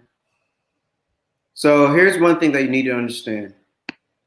Here, we present 90 mitochondrial genomes as well as genome biodata set from 3 individuals obtained from Egyptian mummies. So they only have 90 samples. Hard, you can't say that 90 samples, not saying that you're saying this, but when people try to say Egyptians are Eurasian or that they're white or whatever, this paper isn't saying that that all of Egyptian history is just a Eurasian white population or whatever. But this paper only dealt with 90 mitochondrial genomes. It dealt with only 3 Y chromosomes. So let's just go ahead and skip. Also, the time period. Let me go back. The time period that they're also dealing with, the samples covered from the middle span around 1,300 years of ancient Egyptian history from the New Kingdom to the Roman period. So the samples don't even go back to the Old Kingdom or pre-dynastic kingdom or any of that. So you also have to keep that in mind. When people try to say, oh, Egyptians have always been, X, Y, and Z. No, you can't use this paper as evidence because it only goes back to the New Kingdom in the Roman period. So yeah. What you're showing is proper reading and comprehension skills that the Black American ethnic group. I hate to say it like that, but I know people are gonna hate me for it, but it is what it is. Lack. It always boils down to that when we're pulling up papers and people trying to use certain papers and certain wording as an argument, and then we go and actually read it and it doesn't say what they're trying to imply. Yeah, and furthermore, they only grab these samples from one location, one part of Egypt. So hardly you can use this as evidence that Egyptians were not like dark skinned or the Egyptians were all a Anatolian type of people, which is what people try to use this paper to say. So let's just get to the Y chromosomes. So actually, hold on, that's mitochondria.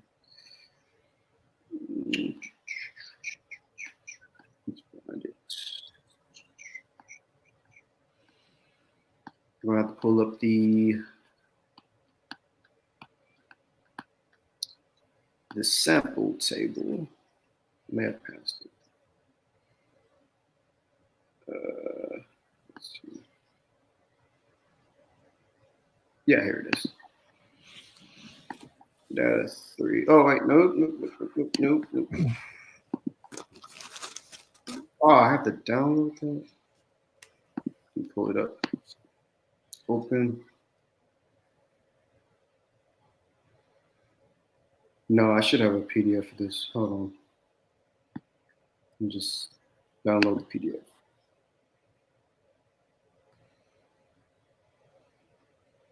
Hopefully this sample table is in it, right?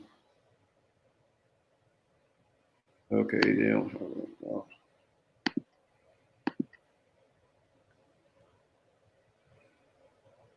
Back up. Hold on, y'all.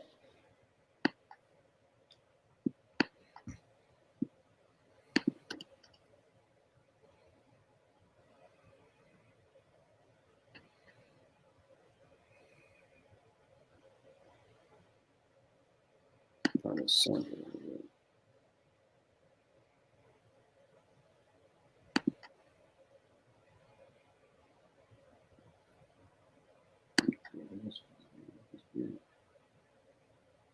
Let me go back.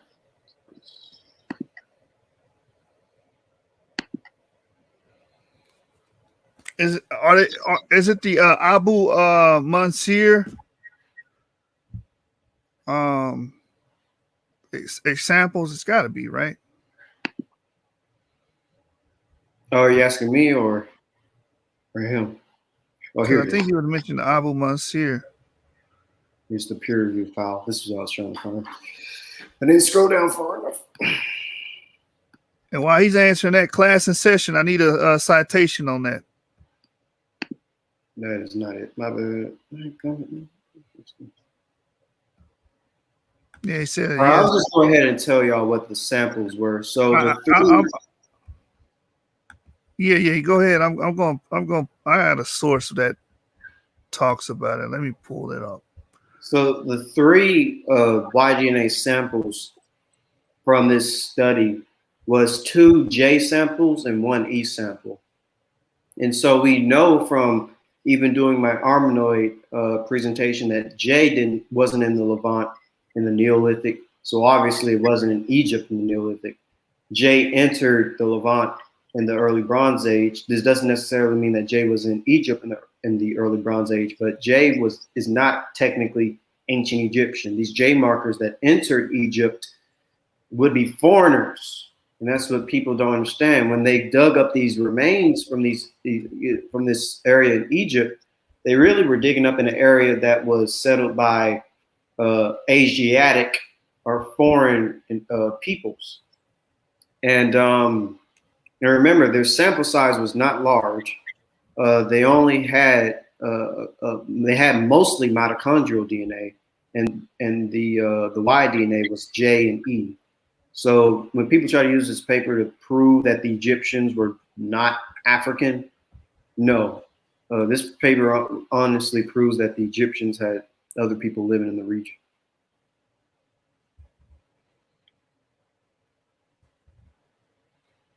When was that paper published? 2017? Yeah, 2017. Yeah, that's the same one. Skew Naaman. Skew Naaman. I don't know how to say his name. Skew Naaman or whatever. Yeah, it's the same. It's the same thing that Clyde Winters was referring to. So in Clyde Winters' book, he has the actual.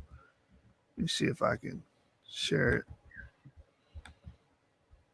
The Abu Sir mummies dating between 750 to 950 BC.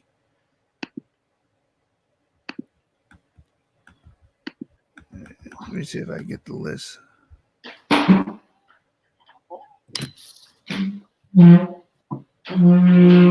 Yeah, majority of them were mitochondrial, like you said. Yeah.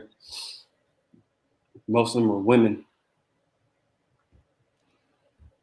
Let me see if I can from one location in Egypt. Share my screen. From one specific time period. Yep, between 950 BC and 750 BC. Yeah. So this is late.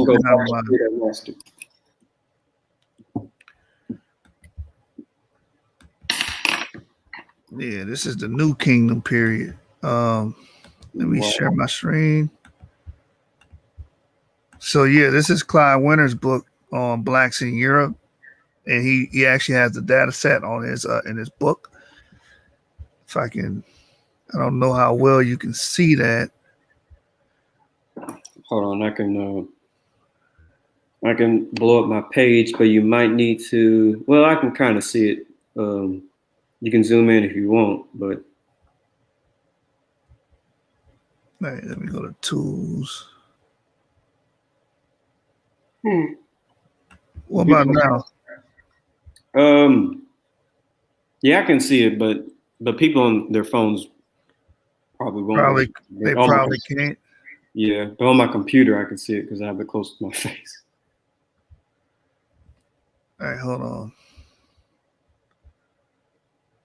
Can you zoom in using the? Do you have a touchpad on your computer? You can use your two fingers to kind of zoom in. Well, the thing about it is I'm using Kindle. Oh. So I don't know how to. Yeah, the zoom option is not available. Well, that's weird. Okay.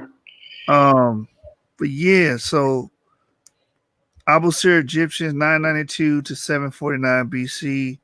It has the haplogroup. Again, majority of these like U3B, X, M1, K. These are all like majority of these are women. But then, like he said, J2A, 2C. I'm thinking that's a male. So 2 J2A, 2 J2Cs. But the point is, majorities were Eurasian haplogroups, and like he said, people were making that argument for. But again, this is 992 to 749 BC. Yeah. Doesn't even go back to the pre-dynastic period. So you can't call these women true ancient proto-Egyptians. Okay, forgive me, y'all. I can't make this bigger, but this is my fastest way of pulling this chart up because I remember Clyde Winters put it in his book. Now I want to address another question here. Is it dealing with my presentation or something else? It's dealing with just DNA in general, not your. Okay. Let me see if someone has something.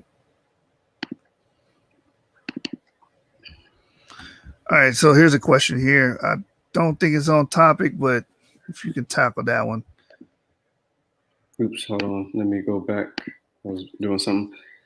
Is it safe to say that the Y-DNA haplogroups among Palestinians are the initial genes of the Canaanites? We dug up Canaanite remains and we know what they are, but I'm not going to get into that because I don't want to confuse y'all. I like giving people bits of information at a time. And if I tell y'all what the Y-DNA of the Canaanites are from the remains we found, I might confuse y'all. So I'm not going to say. All right, so let's go to the question that's. You find it. I like this image because it perfectly describes what happened in ancient times. According to genetics, the Y-DNA/haplogroup passes from father to son unchanging for at least 10,000 years. A class in session. Cite me the source on that. Yeah, I got nothing to say to that. Yeah, it's false. Well, I want him to cite the source since he stated it.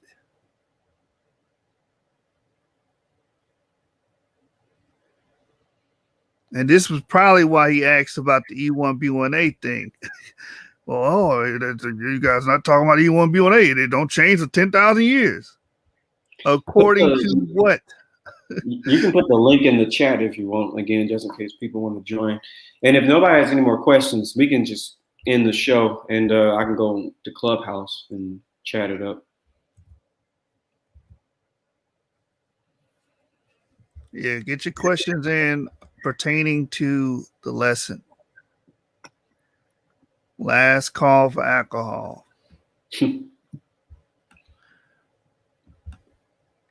So let's see if I missed anything. The brother says, appreciate for sharing all the information with us. No problem.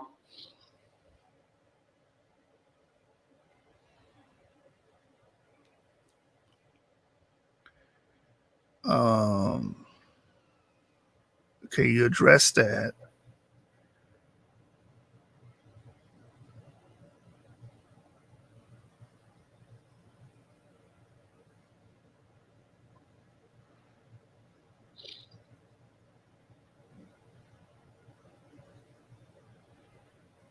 Let's see. You addressed that. I guess this brother wants to know, will you cover E1B1C at all? Yeah, I'll cover that in the future. Oh, wait, hold on. E1, no, I'm not covering that haplogroup. It's kind of irrelevant to me. Some haplogroups I'm just not going to cover. I mean, if you have that haplogroup, my bad. I don't mean any disrespect, but I'm just not covering it. It'll be a while until I cover it. Let me put it that way.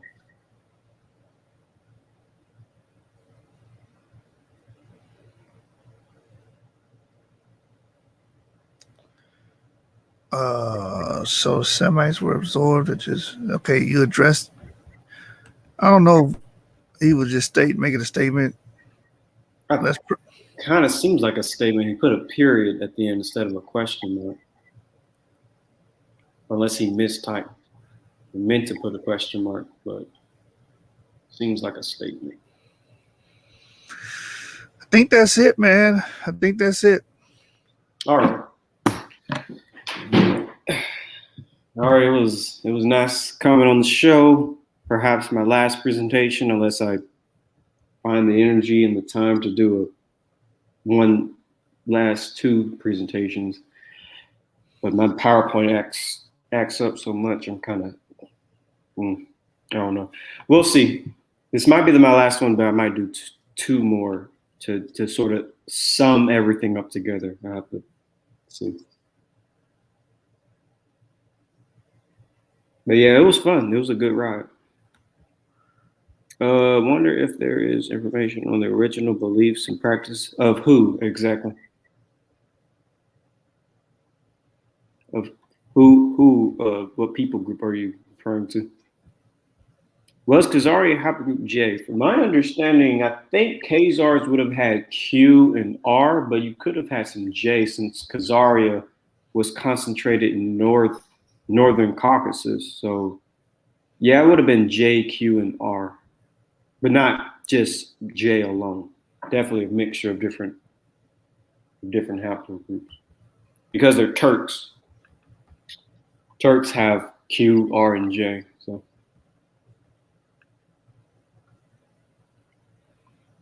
It's funny, the questions come when you say about to end the show. Yeah, I mean, sorry, the peoples you were just giving us study on. So like the Hurrians and the Core-Araxes and Armenoids, like those groups, yes or no?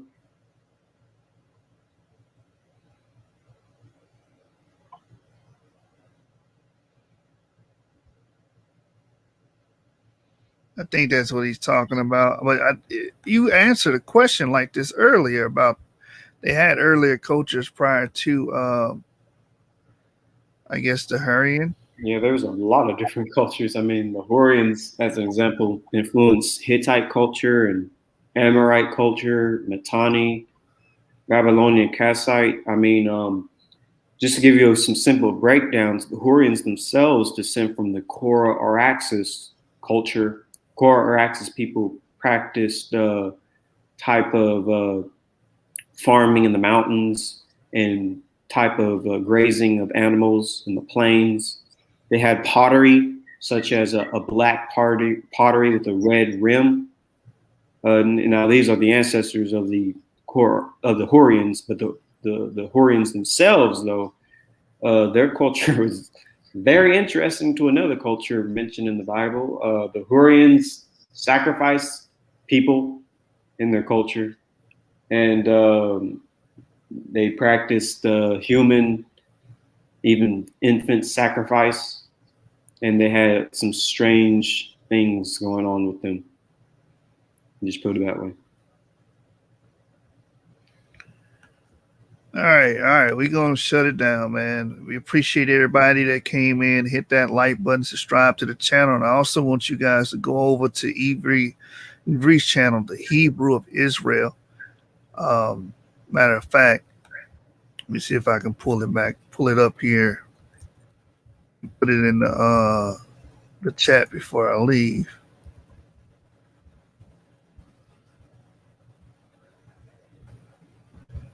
Should be in my subscriptions. Let's see.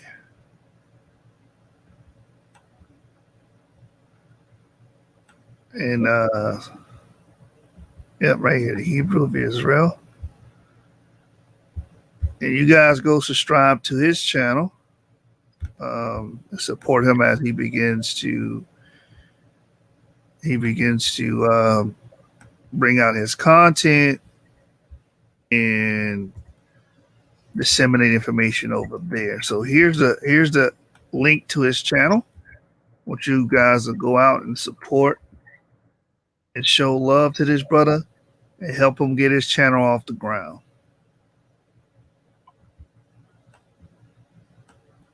All right. We're gonna bid you guys farewell. Subscribe to this brother's channel. And, I just like to thank the brother for, coming on our channel and blessing us with the information as well. Great job, brother. This was a great presentation and a great series, man. Really appreciate it. And it was an honor to be here. Thank you for having me. All right, family. Shalom. Good night. And until next time. Shalom.